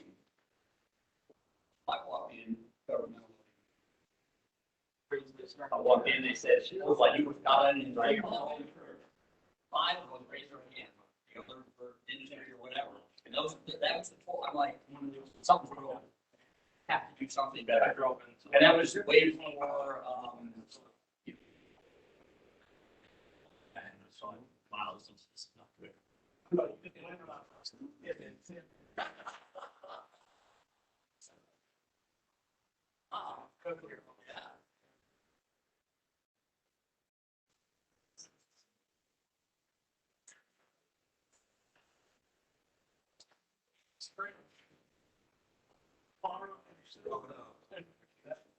Pretty much was, but I mean, that's the thing.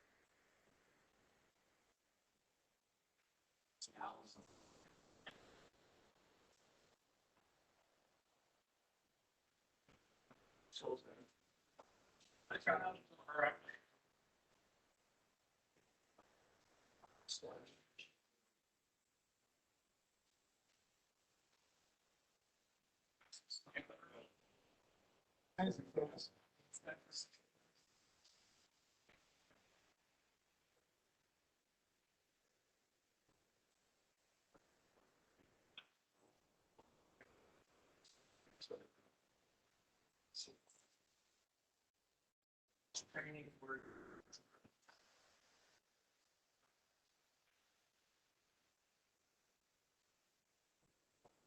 That's it's your fault. It's your fault. So, see what.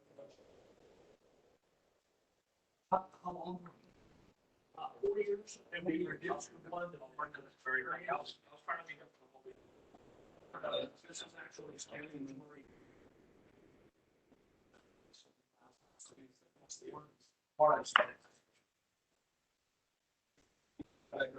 Facebook.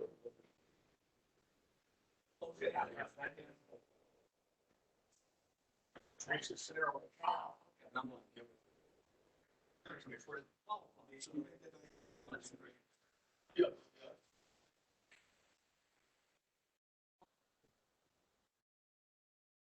Always, it's always. To accept these programs. Well, actually, I've seen.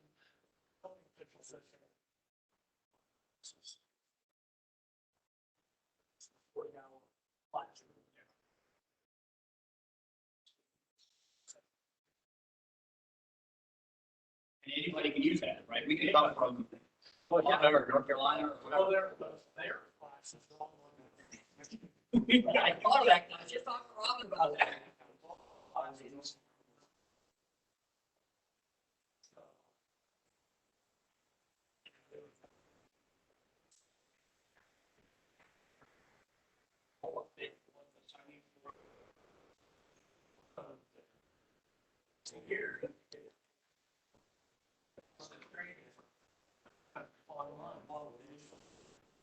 Oops.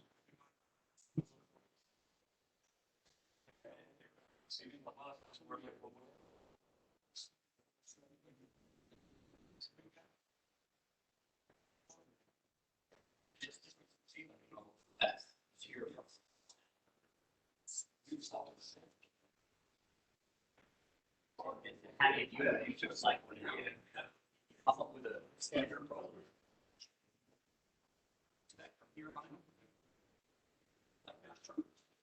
And you come in with those. Green and quickly.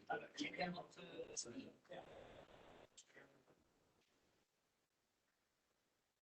And you have more time. Yeah, that's great.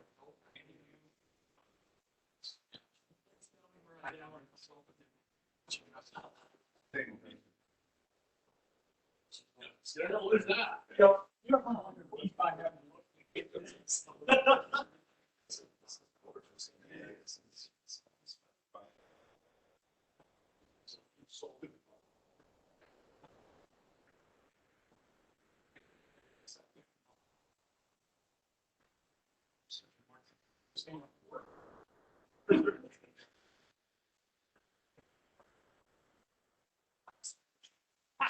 It's cocaine.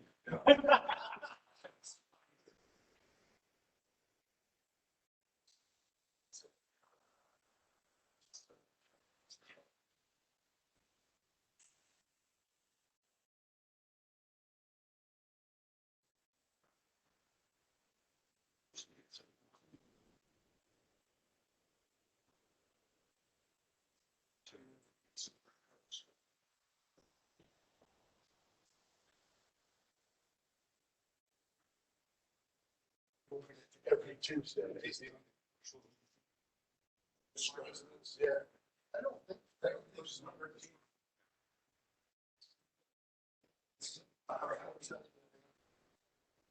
Change the word.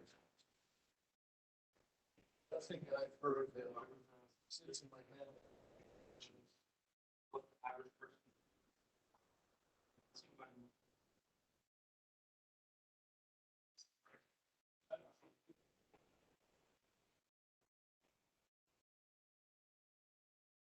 Oh, I don't know.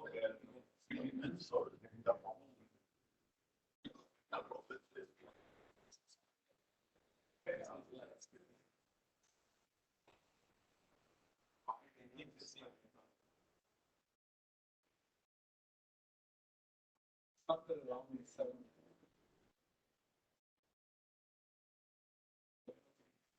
Better time for the call.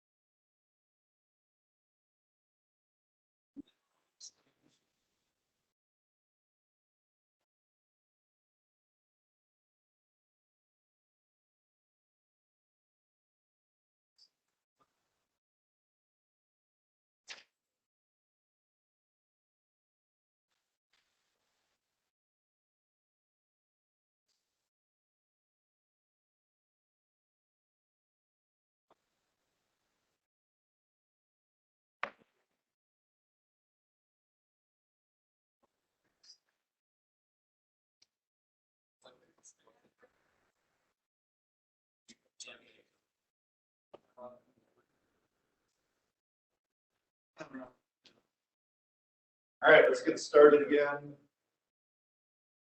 Go find it. Yeah, Robin, Chris. Chris was over by coffee. What's that? Chris was over by the coffee. All right. We'll wrangle everything up.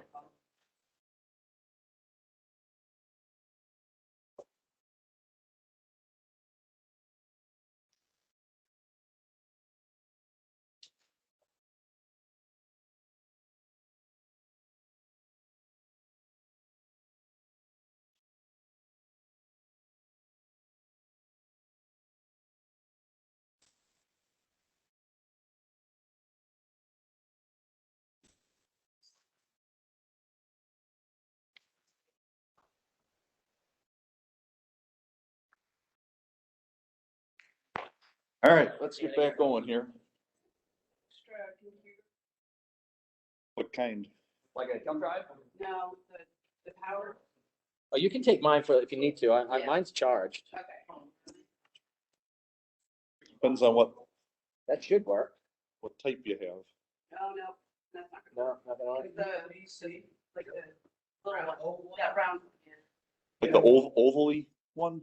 Yeah, the oval. That's what I've got here. Yeah. Oh, yeah, mine, no, I think I took them out because I wasn't gonna use them. Yes. The C drive or C, Awesome. Awesome. Oh, actually, you know what? Here, we're gonna go. So we got who? We got 1, 2, waiting for Chris. Yep, Chris is on his way in, Tom. I just yelled at him, but. Dan, you still with us out there? Yep, all right.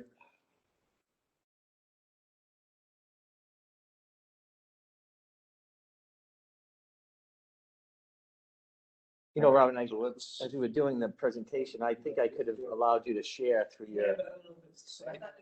I was like. and I was like, yeah, I just wasn't gonna go there at that point. And we were Far enough along. far enough along. We had, you know, Guess. quorum of the board in here. We made, let's just go with it. were you able to get that? Right, that Language. nice. It was, I think it was excellent, actually. I think it was. Oh, no, Good that was discussion. perfect. It was timing couldn't have been any better. Yep, Perfect time. yeah. Yeah. And Yeah, both, that's when the board came in. yeah, both you and Paul, I think, were excellent. Yep. Just great, you know. Applaud all your efforts on that. Today's the number of days I've spent listening to energy changes. Well, we need code officials like that on that committee to keep the reality of happening. I can't talk like this. I'm gonna get in trouble. You still recording some? I am. The staff. Robin, were you able to get that language? Yep. All right. You want to try to share your screen? If I, Yeah. let me do that.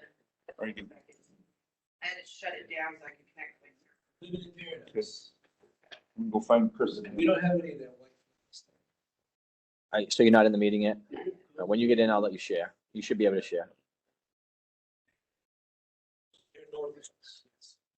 I'm not sure. You share, I should be able to put it up on the screen, yeah.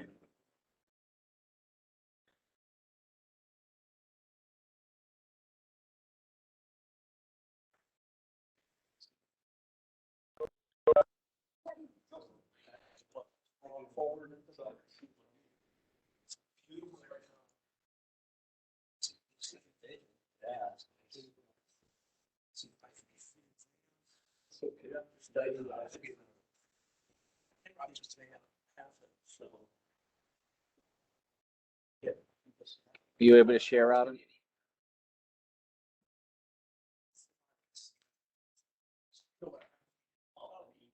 Yeah, you've shared, you have shared. Yes.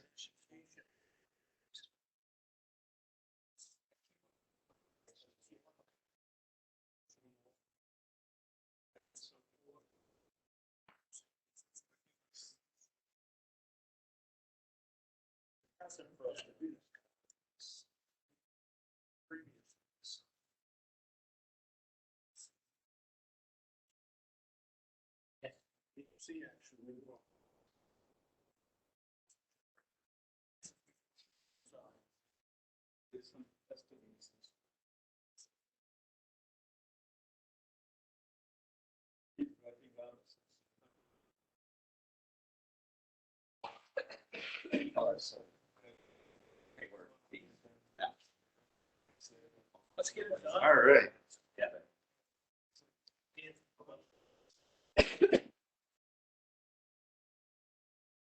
All right, we took Can you make that took full a screen couple or extra minutes here, but that's all right. you a little bit bigger?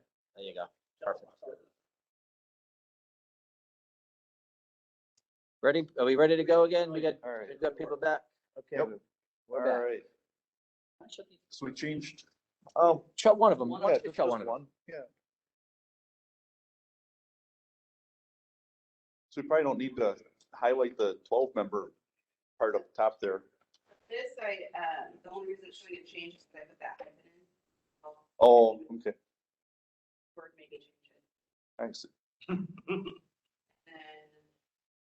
not less than 2/3 government, 2 honorary members, and not more than 4 associate members. Does that work? Well, do we need the not more than 4? Or do we just, I think we just leave it at the 2/3, right? I think I think we discussed that if there were 15 members, there might be more than 4. Yeah, okay. If you have 15, you can have 5. Well, that's kind of what Dan had mentioned, you know, that if we're at 15, then it would be 10 and 5. If we're at 12, it'll be 8 and 4.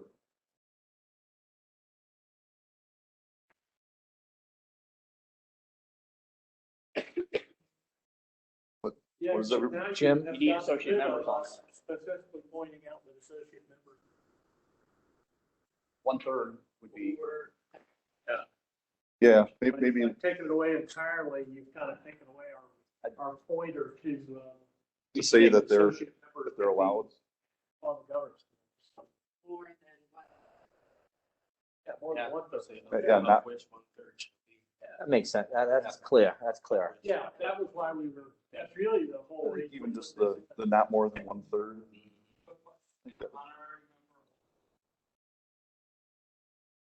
I think yeah, actually, I guess so. You get If it's one they or the were- other. No, but you could be an honorary member of ICC and not be a governmental. You know, I think, Jeff Shapiro is a honorary member.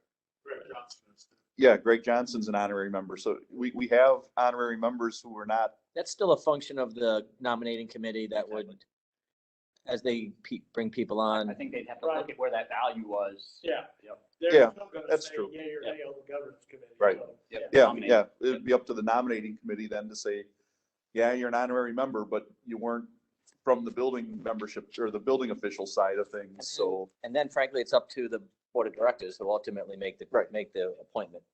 So Unless we want to put the honorary members in with the 1/3 of associate members.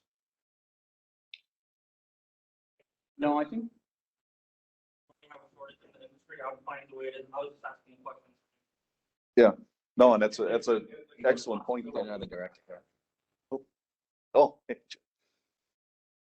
actually, yeah, we picked up a couple new guests here. So if some of the new guests want to give a quick introduce yourselves to the team here, and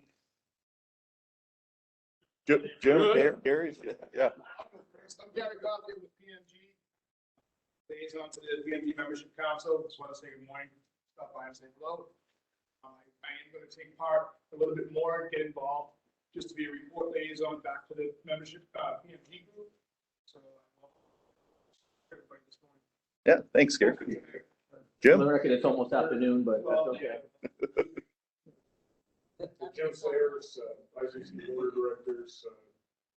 Day job is in Oregon City, Oregon, and I'm liaison to the Fire Service Membership Council. Thanks, Jim. Tim? Yeah, Tim Deal, member of the Fire Service Membership Council, liaison for building. Our meeting's done, so I'll pop in here. Yep. That Pippinger doesn't work you very hard, does he? No, yes, he does. Working harder. Jim, just so you get a little bit of background, we're going through our charter changes right now, so you guys will be, we're trying to get this thing wrapped up today, so that hopefully in your June meeting, you guys can take a look at these. And yep, exactly. You know, I sat in yesterday, you guys didn't have enough to do, so. Director Brown was in here crying for work, so we. Yeah. Honor it. It said, please send it forward. Yep. All right, so. Do we want to, let's just jump back right up to the 6.1 again real quick. Let's make sure everybody's. All right, so we kept it at the 12 members, but we hyphenated it, so that's why that is shown as a change.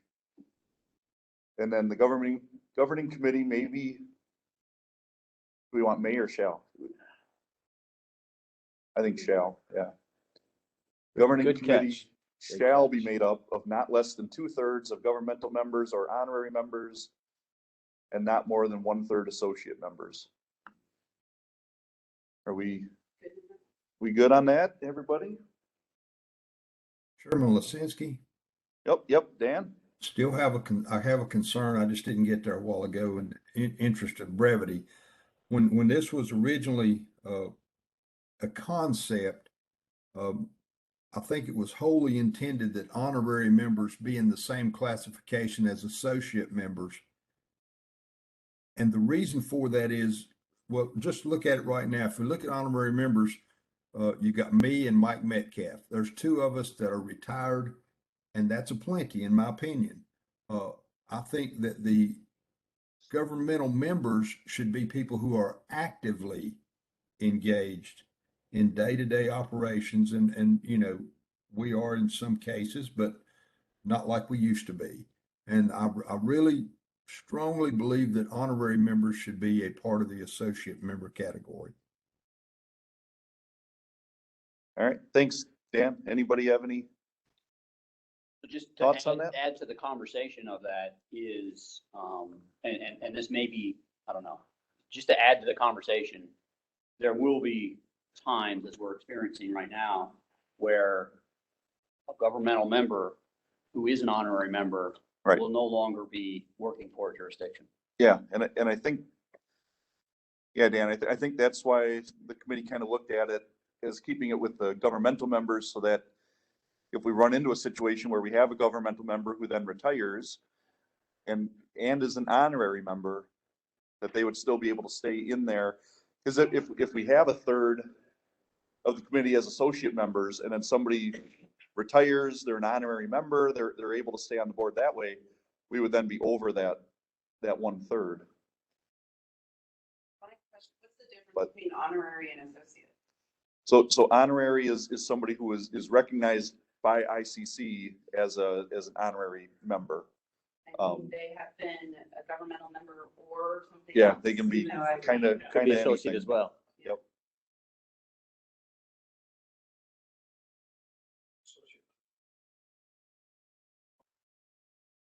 Right. Yep. Yeah. And then the associate member is could be an engineering firm. It could be, I think we had somebody from Home Depot had applied this year to to be on the committee. I Right. think we had somebody from Simpson Strong Tie that had applied, so it's sort of those ones who aren't a governmental member, but, you know, still involved in the industry. Well, I actually have an out on that, so I'm still good. So I still have I'm the plan reviewer. The private stuff. Yep. I'm a plan reviewer for a few municipalities, so I'm still good there. But yeah, Tom. Yeah, really, truly, the thought process behind putting the honorary member in there is so that any of our active governmental members retire and become an honorary member, they can continue to serve the term out. I don't know that we're probably going to be electing new to the board very many honorary members. Right. So I don't really see where that would really be I don't think it's going to be a huge problem. It's still up to the nominating committee, essentially. Absolutely. It's So still up to the nominating committee and the board to ratify. Ultimately, the board. yep.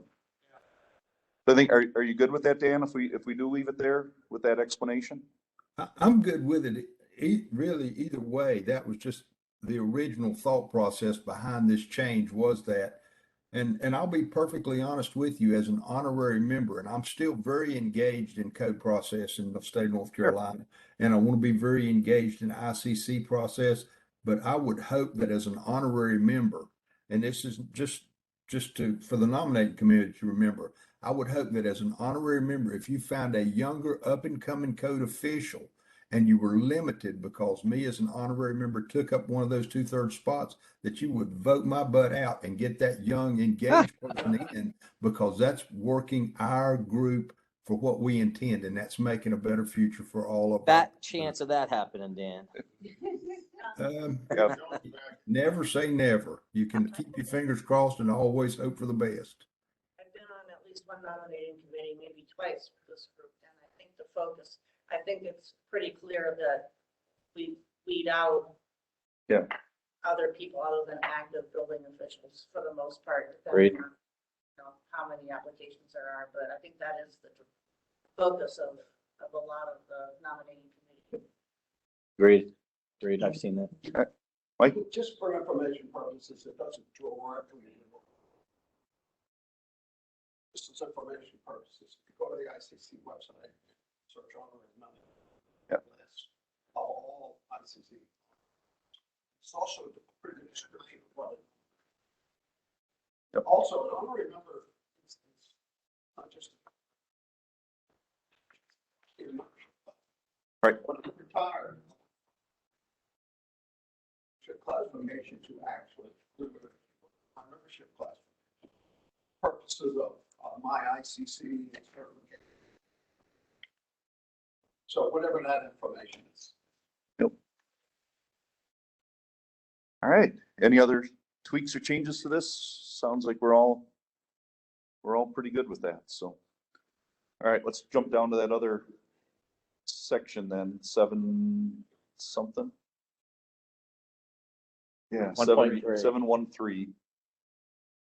All right, so this is at the annual meeting, which we have at the ABM each year, and yeah, if you remember, I think last year we were flagging people down, you know, hey, come in here and vote so that we can say that we had a quorum, and I think there were maybe even a person or two that we signed up, you know, in the crowd who weren't members. We say, here, sign up, and then you're a member, and we can get you in there. So,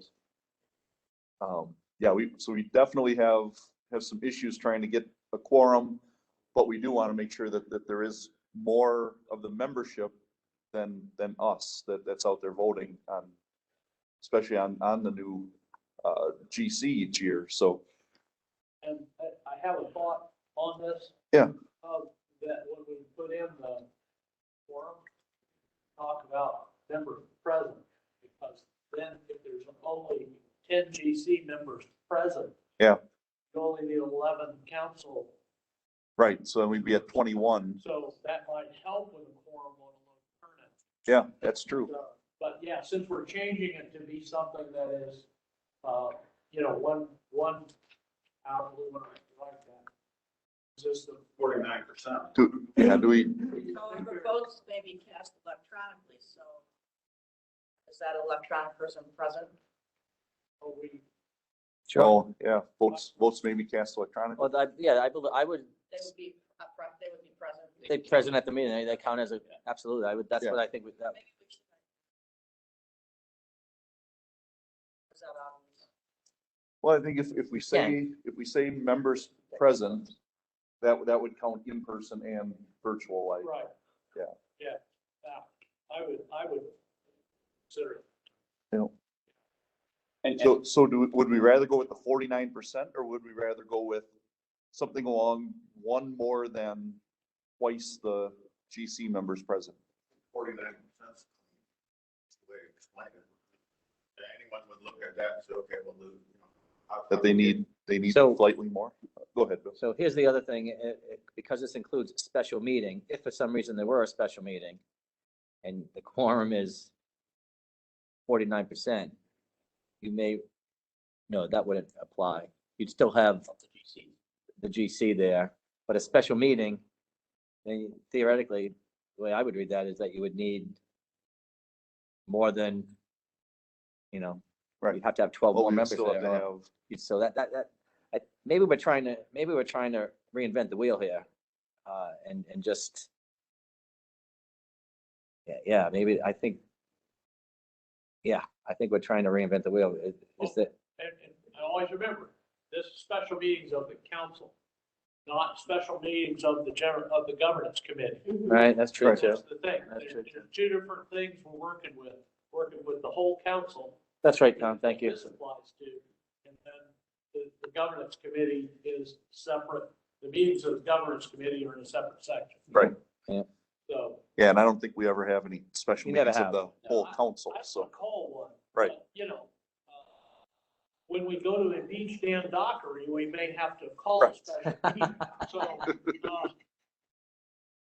do we want to say this? Not fewer than 1% of members present? So let's see, so a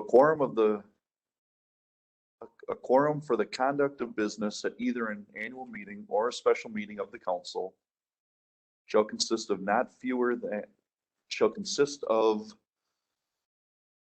oh, I think she's got 51% of the members. of the membership present. Government committee people are members and members are members. That's right.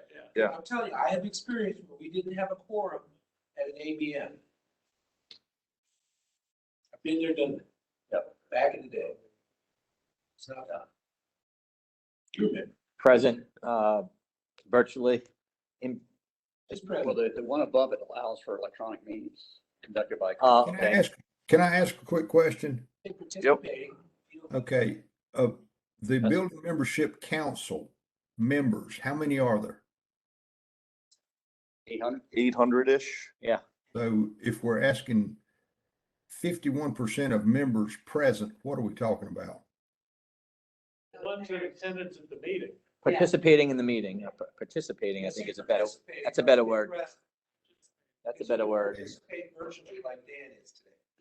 Don't they have to, doesn't the 51% need to be the regular members? Right, that's where I was trying to get at. We need to say that's 51% of the general membership.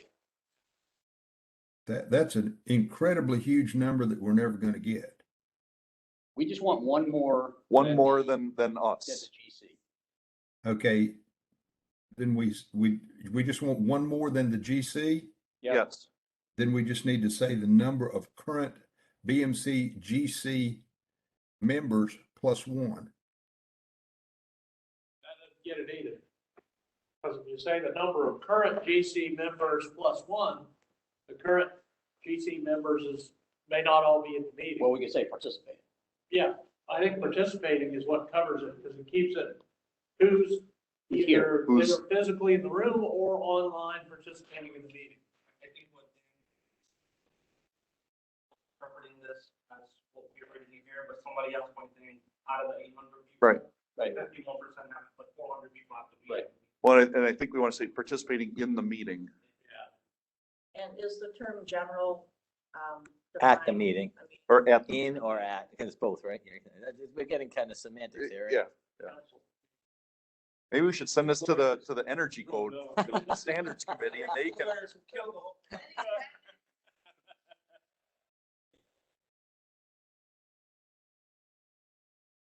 Okay, so a quorum for the conduct of business at either an annual meeting or a special meeting of the council shall consist of not fewer than 51% of the general members participating in or at the meeting who have been members of the council for a period of at least 30 days prior to the meeting.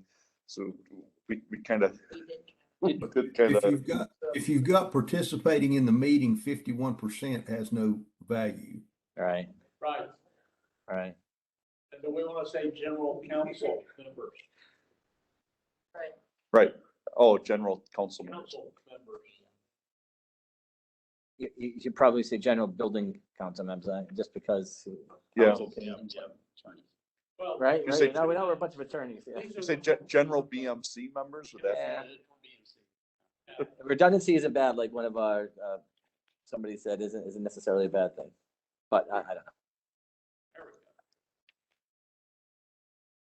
I still think we're making it extremely difficult. If we're going to count just BMC GC members to call a quorum, then we just need to set a number of BMC GC members that must be present at the call for us to have a quorum. If we've got 15 members, then Yeah. it would be 2/3 of that number. If we've And got I 12 think- members, 2/3 of that number. That keeps it simple, clean, and neat. Yes. And I think that's the idea of This is the being, council, not the GC. right. But I think the idea is what Dan was saying. I think that's the premise of annual meetings. We traditionally we struggle to get a quorum of Right. getting a lot of members there. So, I think you need that flexibility. So 25 members is what it says now, right? That's what the number says now. We struggle to get 25. But if we only had 10 GC members there, we could be at 21 then Yeah, Right, in the room, yeah. right. or 11 others in the room, I Well, could say. Or attending online. Right. Yeah, we're not looking for 25 entire, we're looking for one more than twice the GC. You could also flip the whole thing over and say, there shall be no more than 49% building members or council Members, members. And then, And remember, this whole section is meetings of the council. right. So it should be aimed from the council membership side, not the GC side. I've been on too many bylaws committee.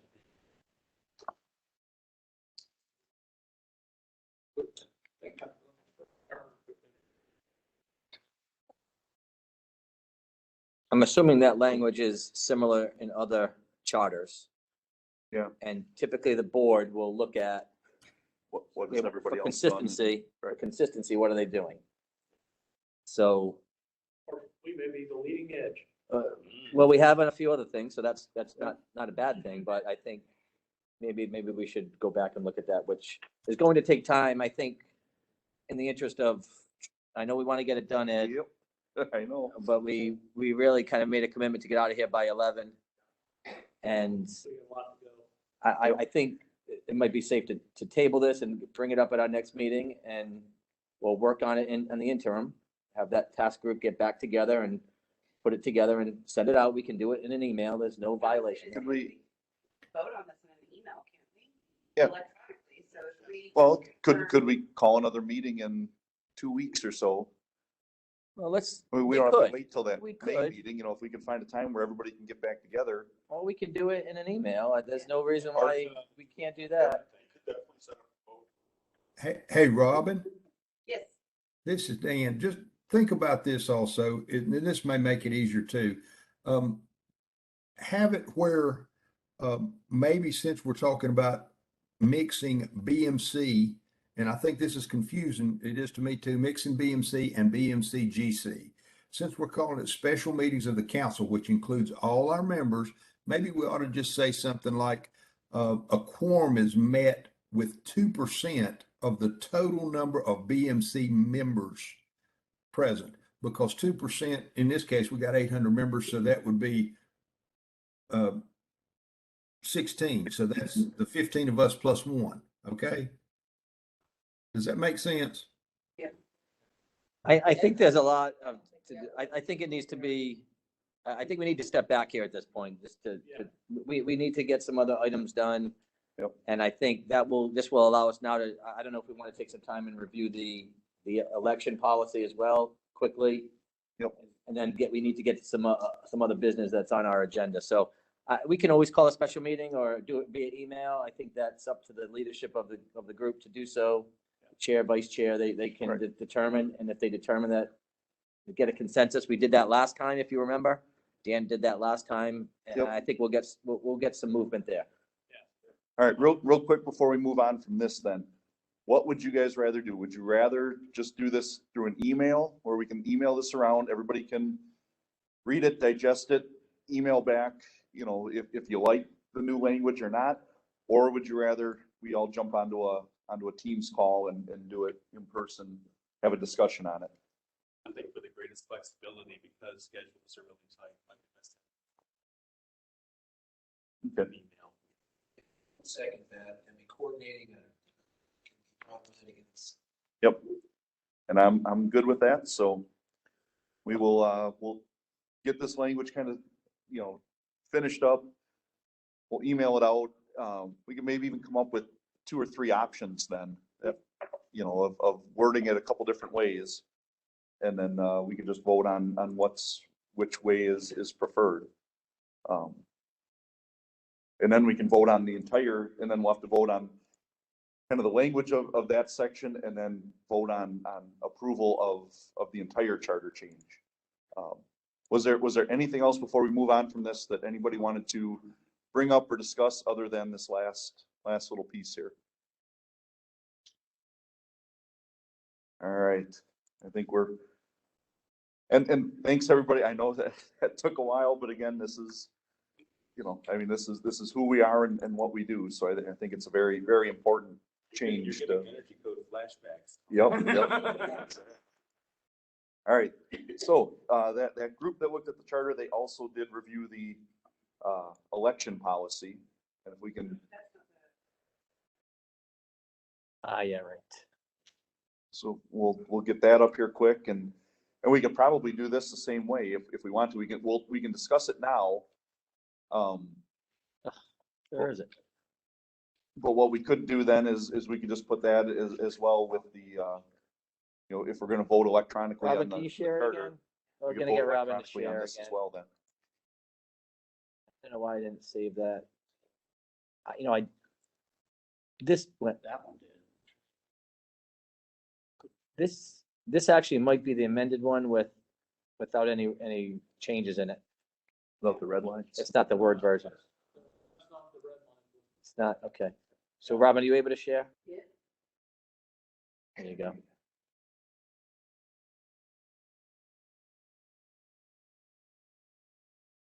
Okay, well, in this one, we went through the addendum to the ICC election process for membership councils. And we realized pretty quickly that this hadn't been looked at in a while because it says BOMC through the entire thing. So we did a global fix to correct the title of the committee, the council. We also took out some of the date-specific things. As you can see here, ICC staff will conduct the annual membership council governing committee's call. Well, ICC staff takes care of that in a timely fashion prior to the meeting. We really don't need to have what the date specific is in our document on how to carry on the election. Number 2 is the same thing. The nominating committee will be established prior to the application deadline. We really didn't feel we needed any date specific stuff in this. Because depending on when the conference is, the dates will fluctuate. Yeah. You know, if it's September, if it's October. We've been in November in the past, right? We have. So it's all during hurricane season. Of course. So that was our thoughts on that, to try and just kind of dress this up a little. This is just an editorial. Yep. the Scribner error, so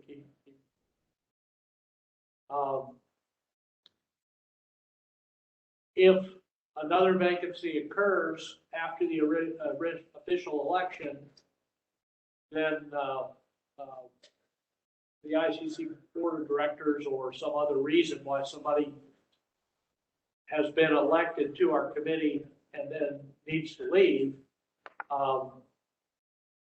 then BMC will reconvene immediately following the notification of the vacancy. We took out the annual business meeting because this might happen anytime during the year.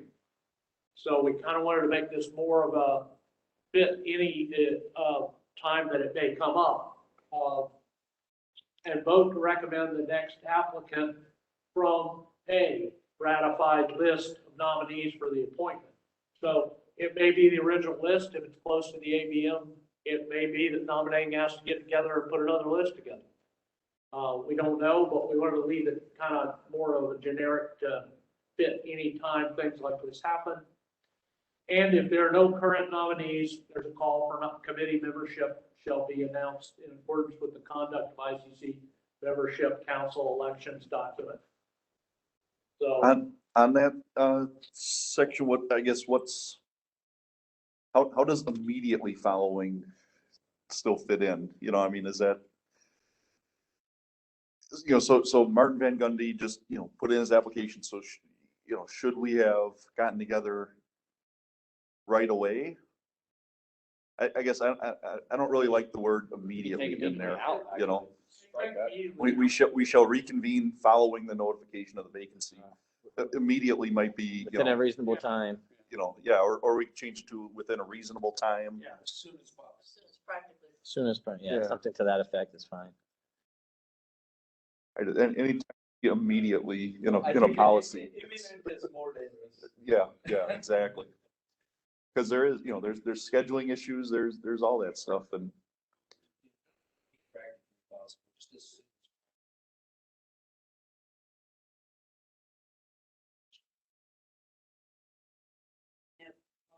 Maybe Carla still has a list from the last ask. right. Yeah. And we can. Well, we always have that. We always have that list and can Yeah, pull that and together if there aren't quickly. any, then, you know, You call. you call. At least two, and they're done in order. Yeah, So, yeah, when Yep. the nominating committee votes, they rank them in order, so, In case somebody doesn't. yeah, in case somebody, you know, would rather be on a different committee, so. The only item I saw on that, guys, is the chair of the governing committee. That person may not necessarily be on the nominating committee. Right. How did we address that? Because that happened this time, didn't it?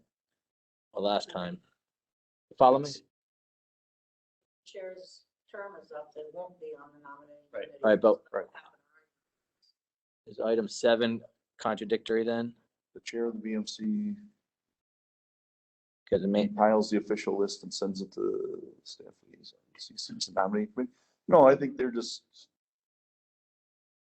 Secretary or the Yeah. staff Yeah. liaison. That was not loaded on staff. Yeah, well, the chair puts it together and then sends it forward, whoever the chair is at that time. but the chair is, they're not part of the they're not it part says that they're sending it to the nominating committee. No, this isn't sent, this is ICC staff liaison and CC's the commission. copies the committee. Right. Sends it to the staff, yeah, copies. if the chair of the Actually, governing yeah, so committee, if the chair is not on the nominating committee, Right, then so they don't- actually, it should be the chair of the nominating. chair of the committee. nominating committee is what it's Yeah. going to say. Yeah, And you have to go up to number 5. And you have to establish who the chair yeah, is. who the chair is, which is the BMC. It is. Chair unless Unless they're they're- up for nomination. Unless they're up for nomination. Yep. So yeah, so 7 should say the chair of the 5 should say nominating it too. committee. 5 should be changed as well. Yeah, I think that's all that needs to be changed. So you want this to be the chair of the BMC? I'm not saying I want it, I'm saying it doesn't, it should be, I think, Yeah. you need to address the fact that because it just happened, was it this year? Yeah. Yeah, because you were up. Well, I was up, but I wasn't the chair. Dan was up. No, he wasn't up. No. But it does happen, though. Yeah. It did happen more. I think it happened. And it happens more often than. Yeah. Or less, depending on when they become chair. Right. Yeah. So 5 needs to say that they establish the committee, like the chair, right? I don't even think you need to say that. You just say that the chair of the nominating committee, whomever it is. Right. Yeah. You could say in 2, committee is established, it elects a chairperson. Typically it is the chair of the governing committee, but if it's not, you don't need to say all that, but you need to address it. We don't need to get real detailed, So but there you go, you got it there in 5. Let's go to 7. Yep. Yeah, so in 7 as well, the chair of the BMC GC nominating committee. Yeah. That will cover that.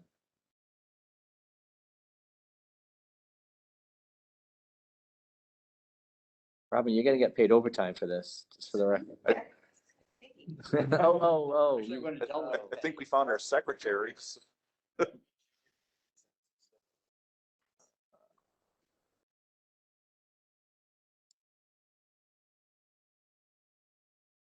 All right, let's keep moving.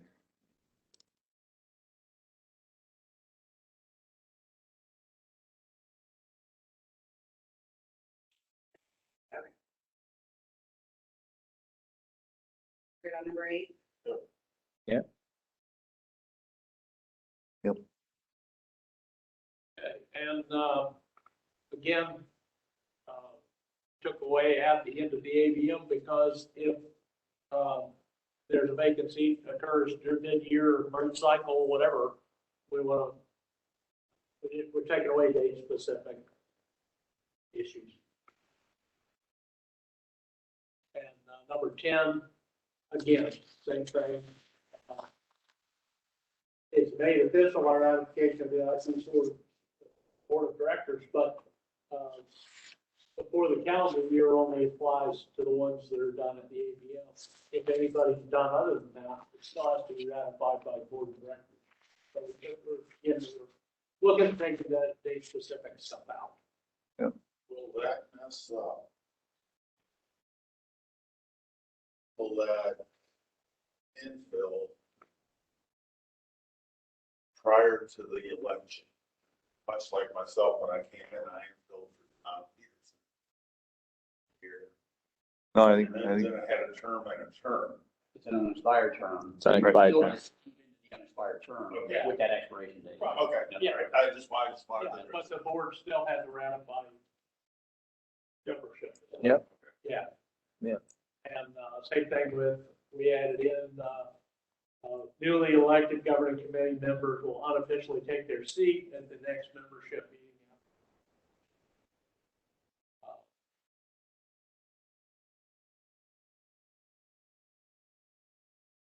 Then 11, we added in secretary.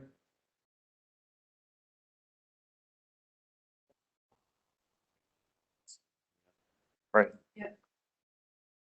Do we want to make this secretary, or do we want to change Well- here to any other? And we had this Right, discussion yeah. back and forth. We can make it just secretary, or we can leave it as any other officer position, because then if we decide to add anything else, Treasurer, we can. Treasurer, secretary, sergeant at that'd arms, be nice. parliamentarian. Some money. Yeah, I kind of like changing it to any other officer just because we may not have a secretary, In the charter, it was that we may have a secretary. Right. So we might not have one, and this is almost saying, if you have it, we got to elect a secretary, so. Yeah, I think chair, vice chair, and any other officer. Yeah. At least that's my opinion on it. Oh, yeah. That's what you get. Or other officers. Just say all officers. This way it's consistent. Yeah. Just say all officers. Instead of saying, in the event of a vacancy of any officer. Or all officers. In the event of, Chair, the vice chair, any other officer positions are vacated at any point in time. Yeah, better take the or out and replace it with an and. Yeah.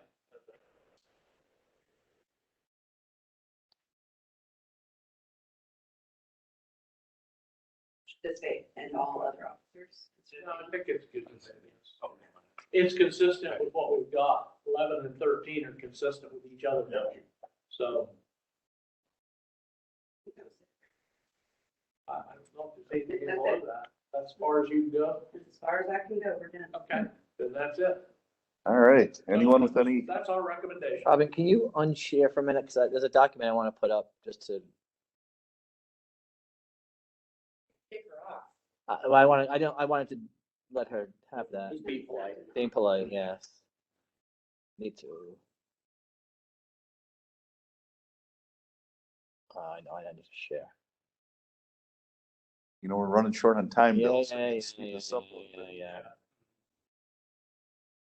Just want to show you what happened last. See if this jives with what we just did. Meetings.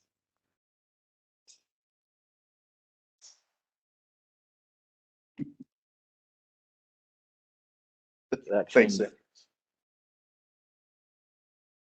While Bill's looking for that, did anybody have any sections in that were causing any heartburn? Anybody have any issues with anything in that? So here's ultimately where that report came from. Oh wait, here's what we did.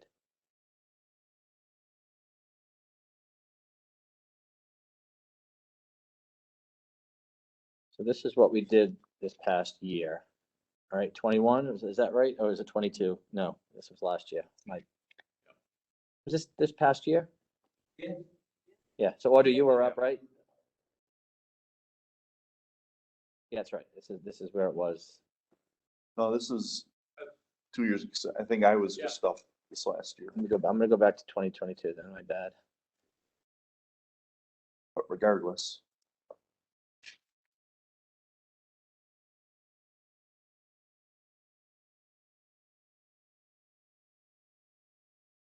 No, that was it. Oh, was it last nominee? Oh, good.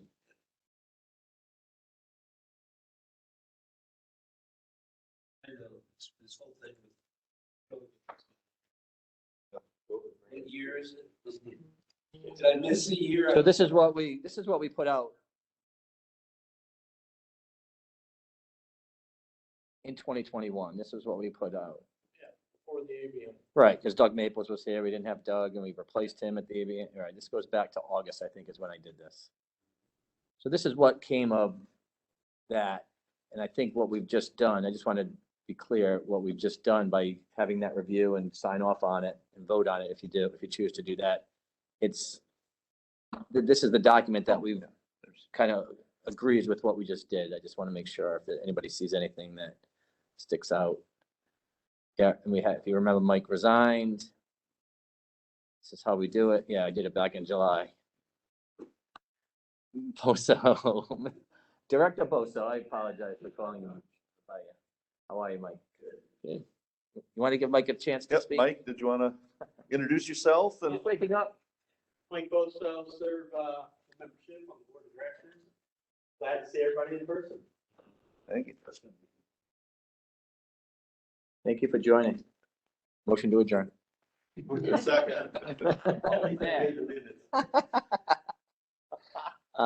So yeah, so I just think, yeah, here we go. And this was how they were ranked, and not that there's any secret here. This is all fully transparent, but I think this jives with what we just did. And if it doesn't, then we can revisit, but maybe, yeah, I think that's the case. I'll just leave that alone. All right. Anybody have any thoughts on the changes to the election policy?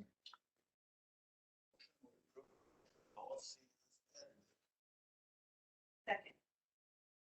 Moving a second. Any other discussion on it? Questions? Anything? We're good with that? All right. All those in favor of adopting the change to the election process, then say aye. Aye. Any opposed? All right, we got something done today. Sweet. Only took 2 hours and 45 minutes, but. All right. That's what happens when you get together in person. Yep. All right. We, one of the reasons for doing this exercise is because we thought we were going to have to potentially, you want to address that now, or do you want to wait? No, I think we're good on that. I don't think we have any, We don't even to bring it up. any election issues anymore. No election is correct. As far as I know, correct? I believe that's true. All right. We have no election issues coming up, other than Martin, I guess, but like I said, I think with that one, well, actually, I guess with the new policy change here now, so Yeah, that's correct. So it was potentially a vice chair, but now it's right, the vacancy but that we do have exists. a GC vacancy. Well, so I guess, yeah, so we'll let this go, and then we'll take a look at this, and we'll try to address the Martin Van Gundy issue then. So his term was not expiring, so it's Right. open, it will be open after the annual meeting. Well, Right. so We could just wait and just fill the remainder of his position at the AVM with another candidate. Yeah, because more than likely it'll be then before we get all these approved by the board anyway. Right. But we don't need to have the election. This we don't have to get approved by the We can do board. that. We can do that any way we want. But I think the reality is, we've got to, if we. Right. And, yeah. We probably could.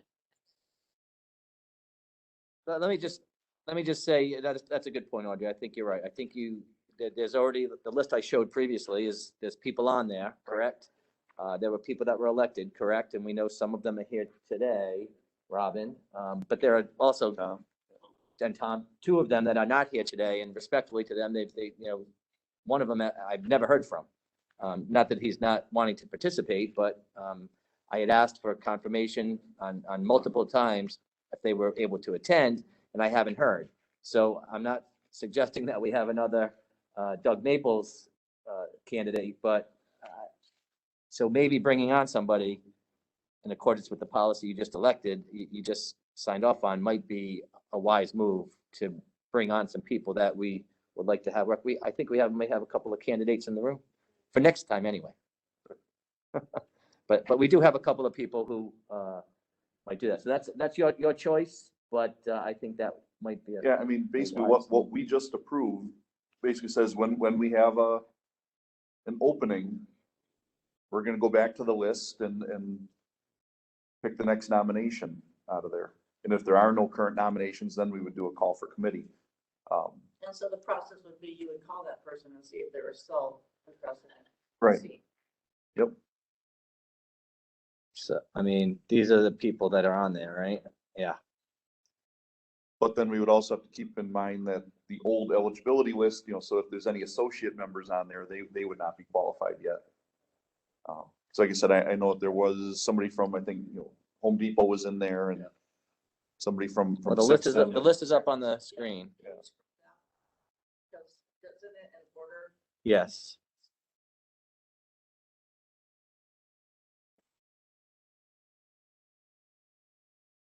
Oh, we do have No, a, I think that was just their selection. that was the beginning, but we do have a report. Let me pull that up real quick. Yes, Yeah. you did. No, I know it was there. I just don't think it was. We did. We did. Yeah. So maybe that's where you go. Just a thought. That's how it's supposed to work. Right. Does our election process not need to be approved by the board? No. No. No. Disregard that part of the. BMC Nominating Committee report. Here it is right here. So here it is here. Here's the. Oh, you guys reappointed. Ah. So this was what we did. These are the new appointments.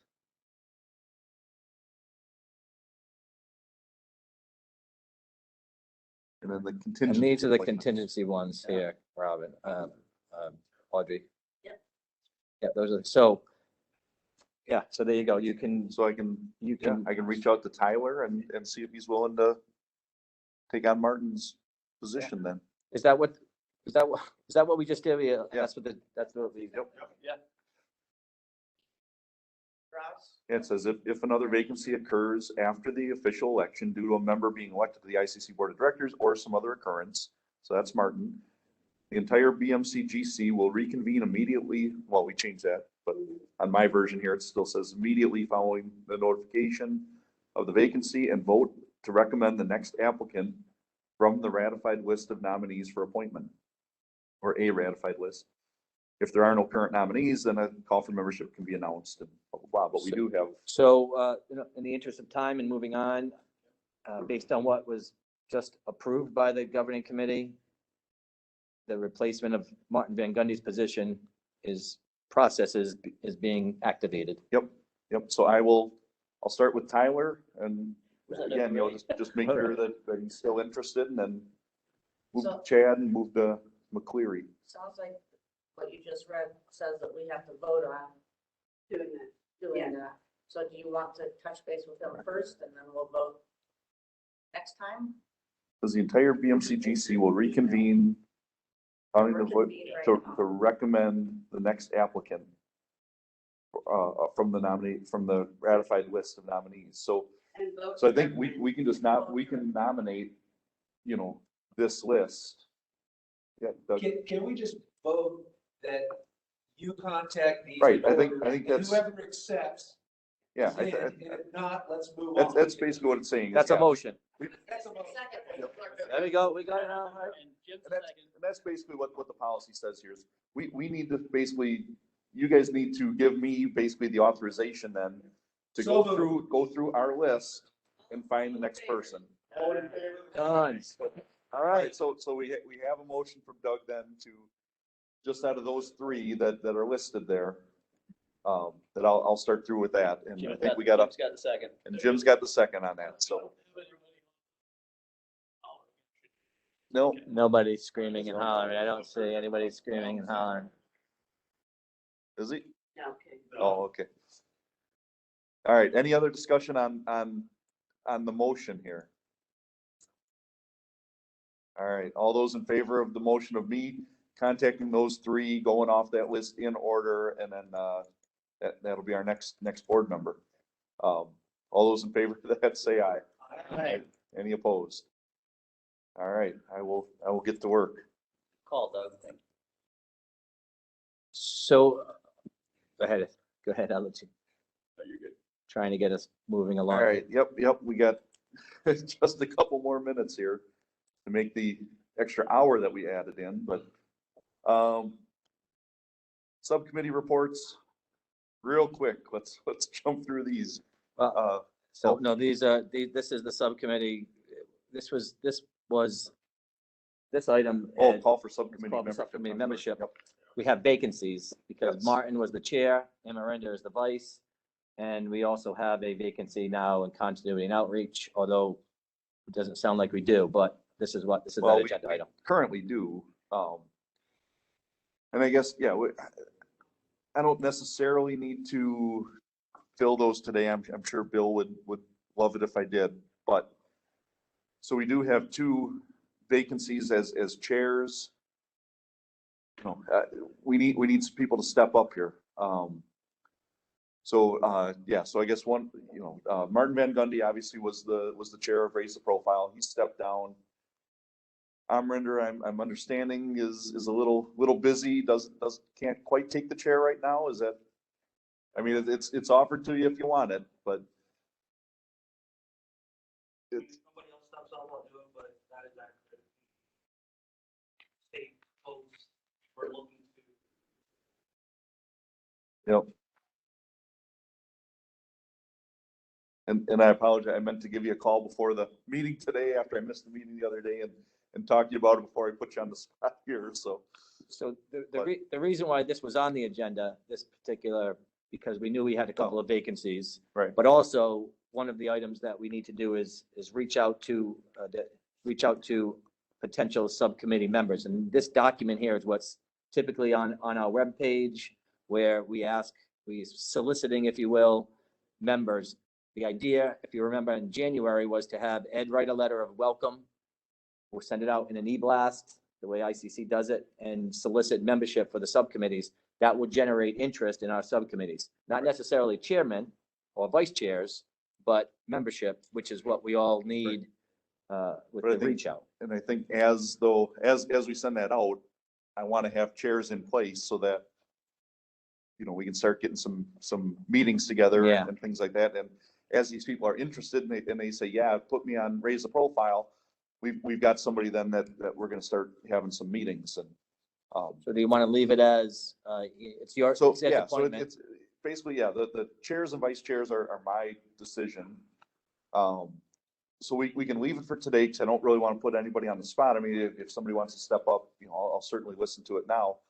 But, yeah, so we do need a raise the profile chair.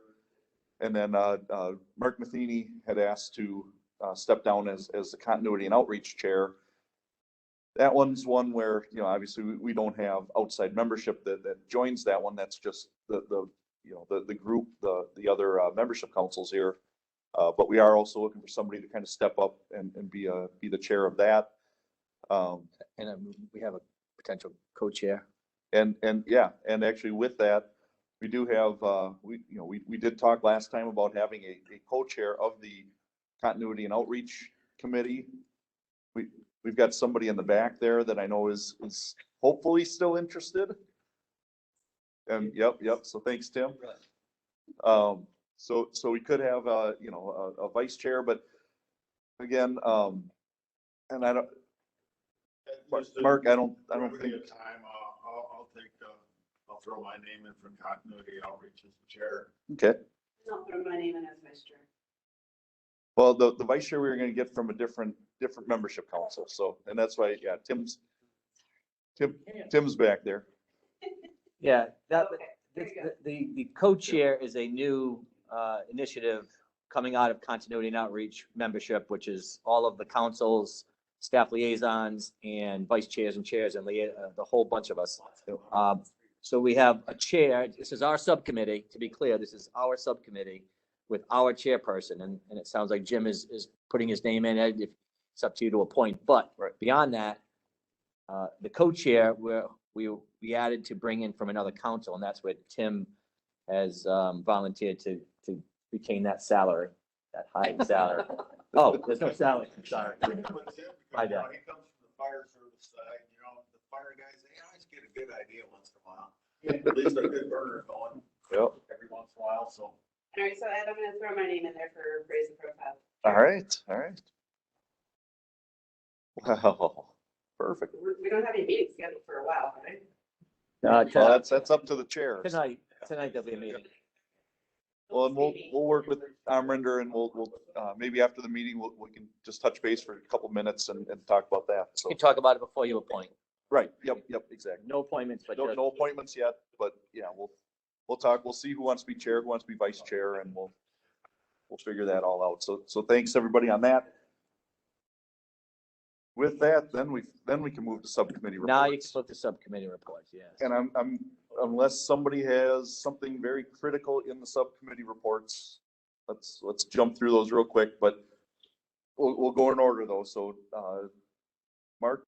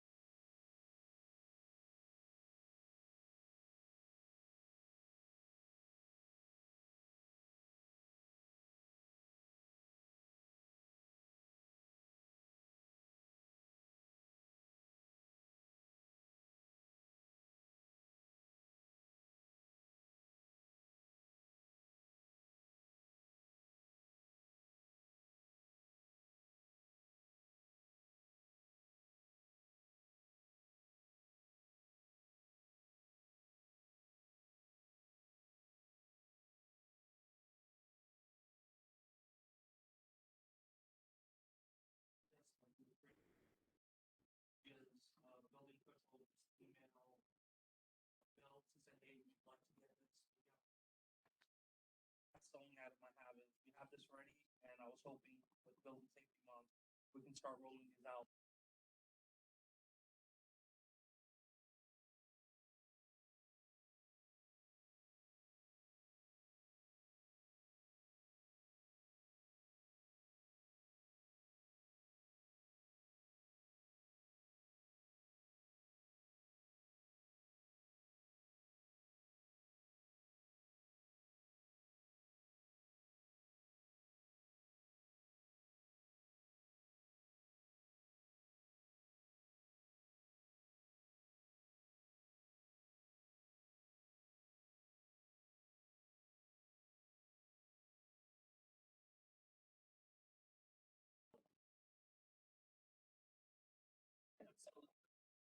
So I've been dealing, I haven't paid attention, I apologize. There's an audio problem with the call. Looks like the people online cannot. So I was dealing with that, but I think those people.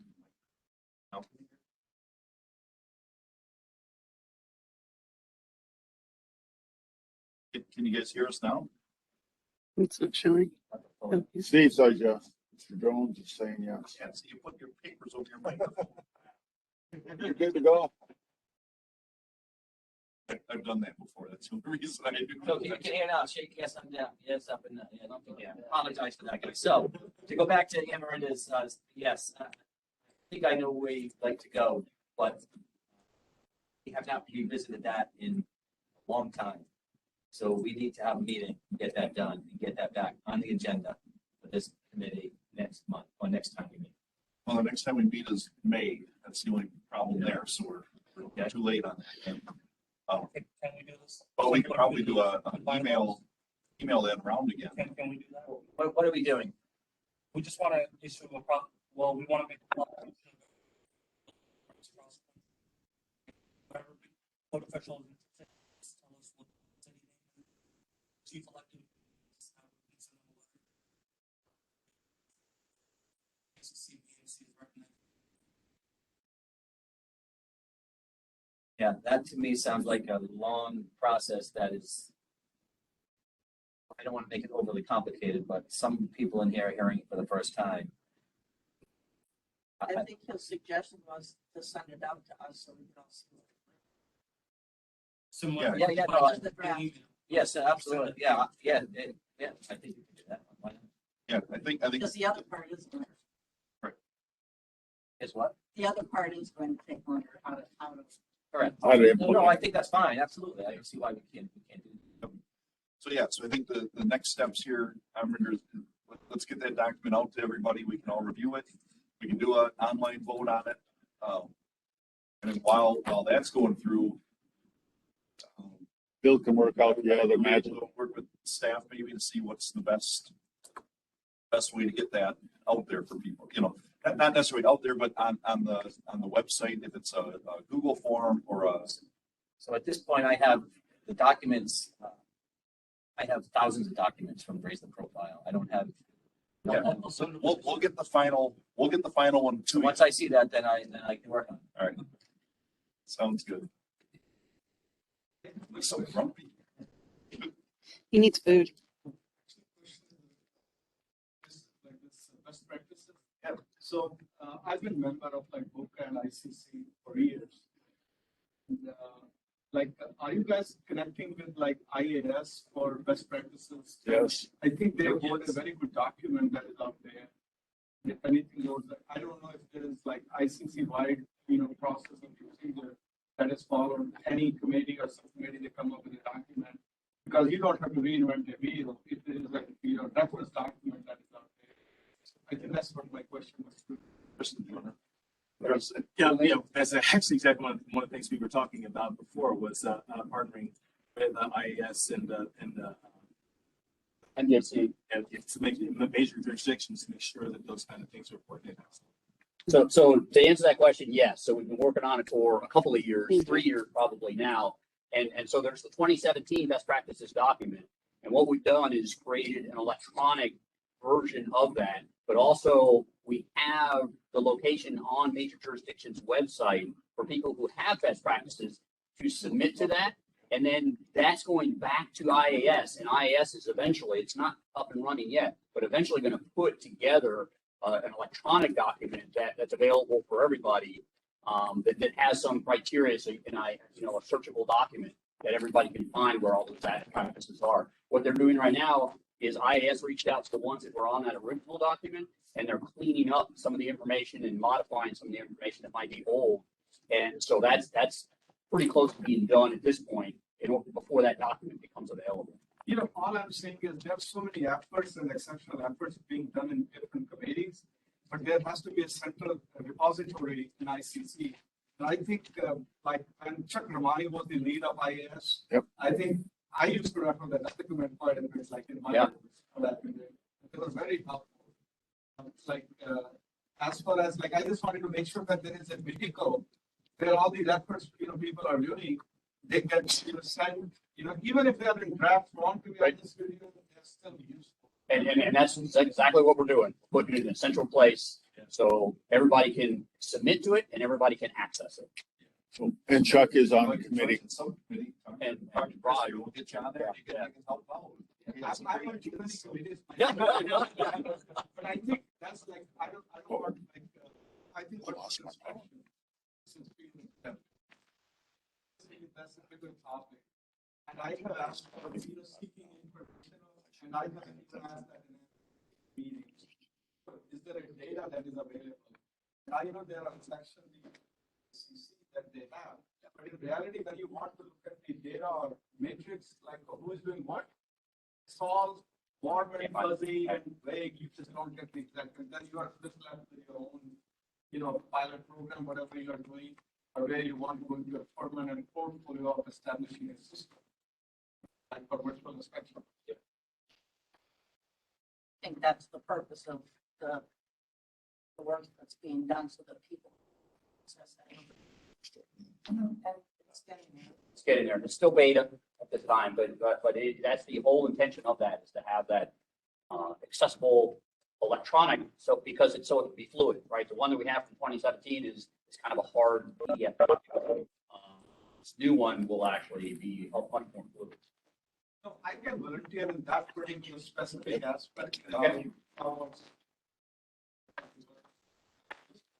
coming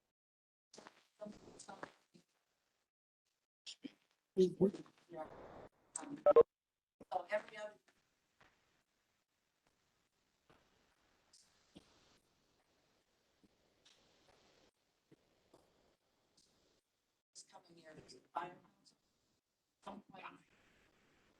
Yeah, I'm in charge of it, so I'll be good with you. Okay, so somebody's gonna reach out to us in a couple of years. Great experience, so when we do get a reach out, we're gonna. Ever, I mean, I'd be happy to do it again, but. I was just interested. All right, thanks, everybody. We're gonna keep plugging forward here. We get a little bit more. So, respectfully, as I said, 11 o'clock, I know people have other commitments. Yeah. I would suggest you table this. The important items here, obviously, Building Safety Month. Right. And the year report. That might be something you might jump ahead on. And Yep, well, and I was just with the liaison reports, as long as Tim was here. Can you give us a 1 minute? What's FSMC up to? What are we up? We're trying to work through a lot of the website with ICC, because that's an important piece to us. We working with some backup there. Also, be sending Bill a bunch of stuff to put on the matrix. We have a lot of new hot topics and working.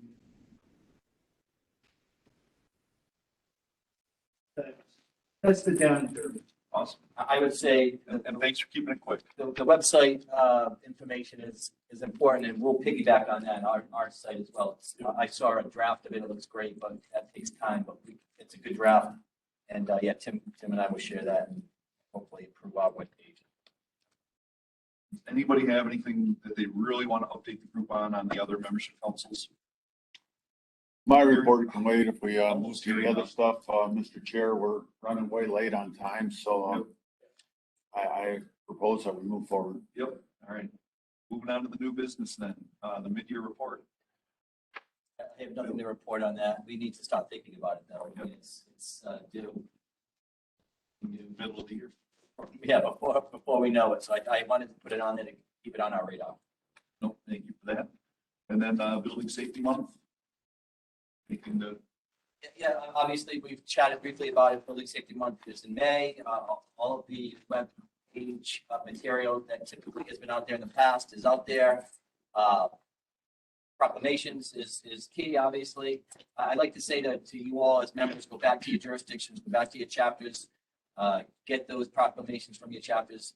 I'd like to challenge you to get proclamations from your jurisdictions and the peripheral groups that you're all involved in, not just maybe your jurisdiction, but some of the committees you all sit on. And let's get them to promote and proclaim Building Safety Month. We get a lot of jurisdictions that do it, not just our chapters, which always are good, and our councils, of course, to do it. I'd like to say, to you all that are involved in your chapters, or not, at your counter.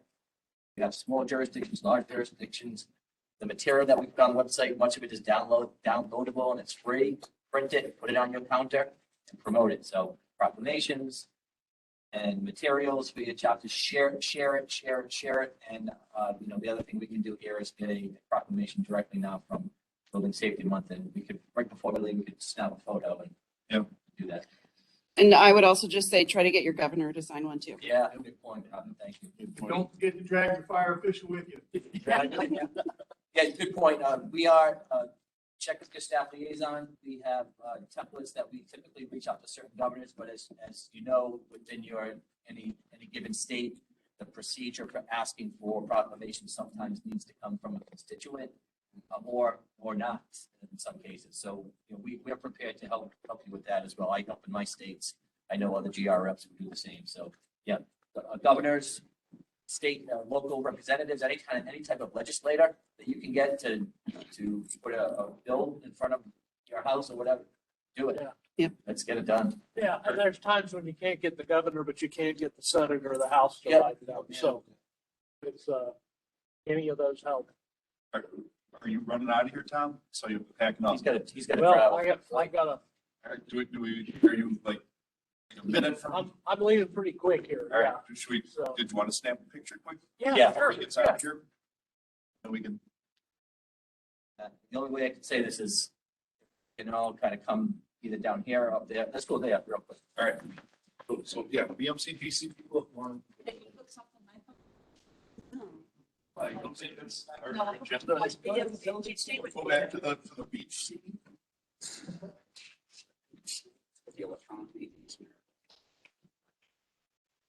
Yes, sir.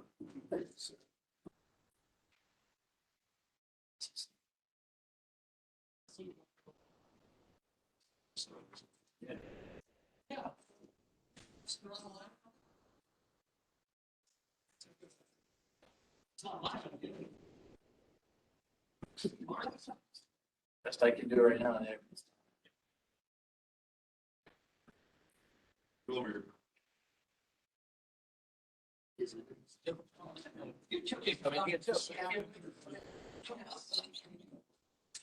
Let's change your background on it, so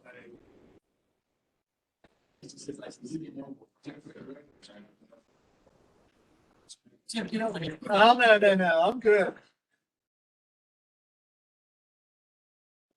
Together in the middle here.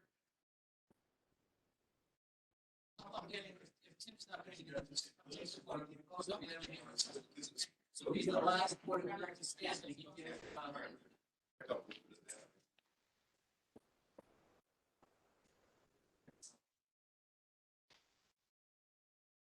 Tim, get in here.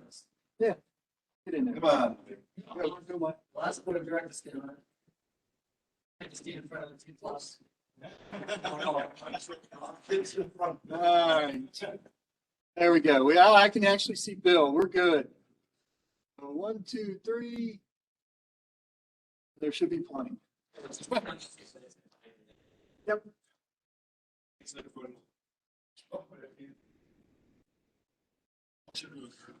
We need to get somebody to.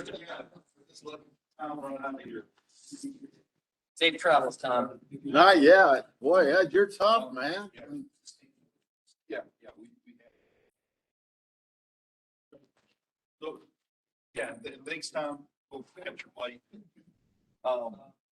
Yeah, while we're still on, building safety month, in the past, we have done our own proclamation.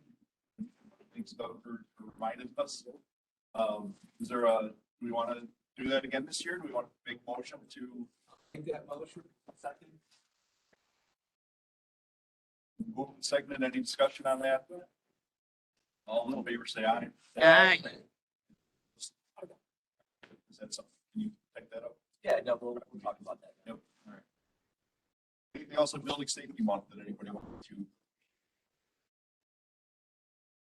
I think, obviously if we had more time, I know we all, usually we get through a few stories and tips and stuff like that, but I think just in the interest of time, we'll zip through that. So, and actually we'll I did have one thing if I could bring it up. Oh, sure. Before I run out the door.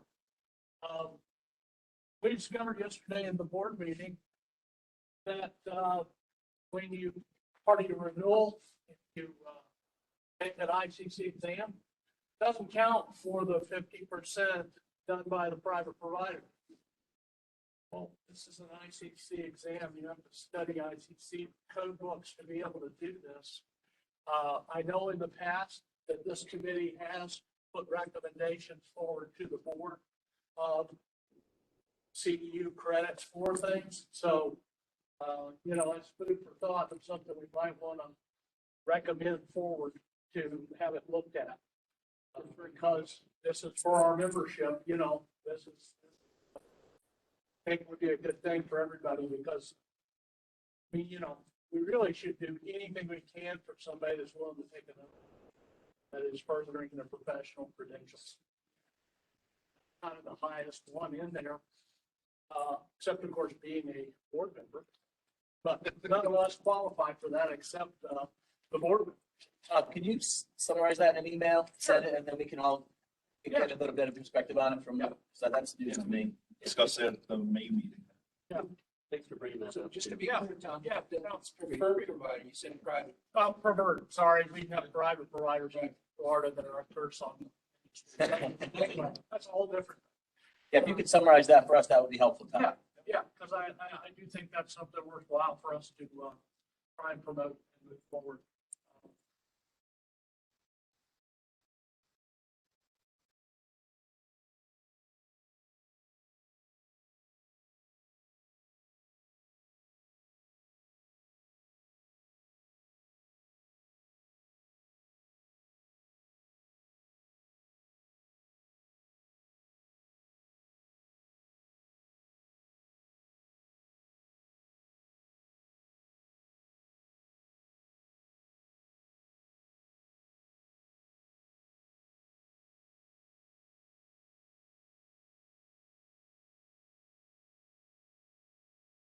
Visible in your regions.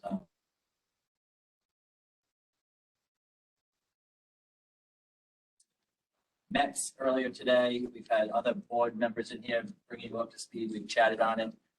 Mike, if there's anything to add, It's a couple days, so I leave Tuesday, so have anything to talk about? Yeah, I think just heads up, I think the deadline for award nominations is April 15th. Yeah, So point. if you have anybody that you want to, nominate for awards, bring that up.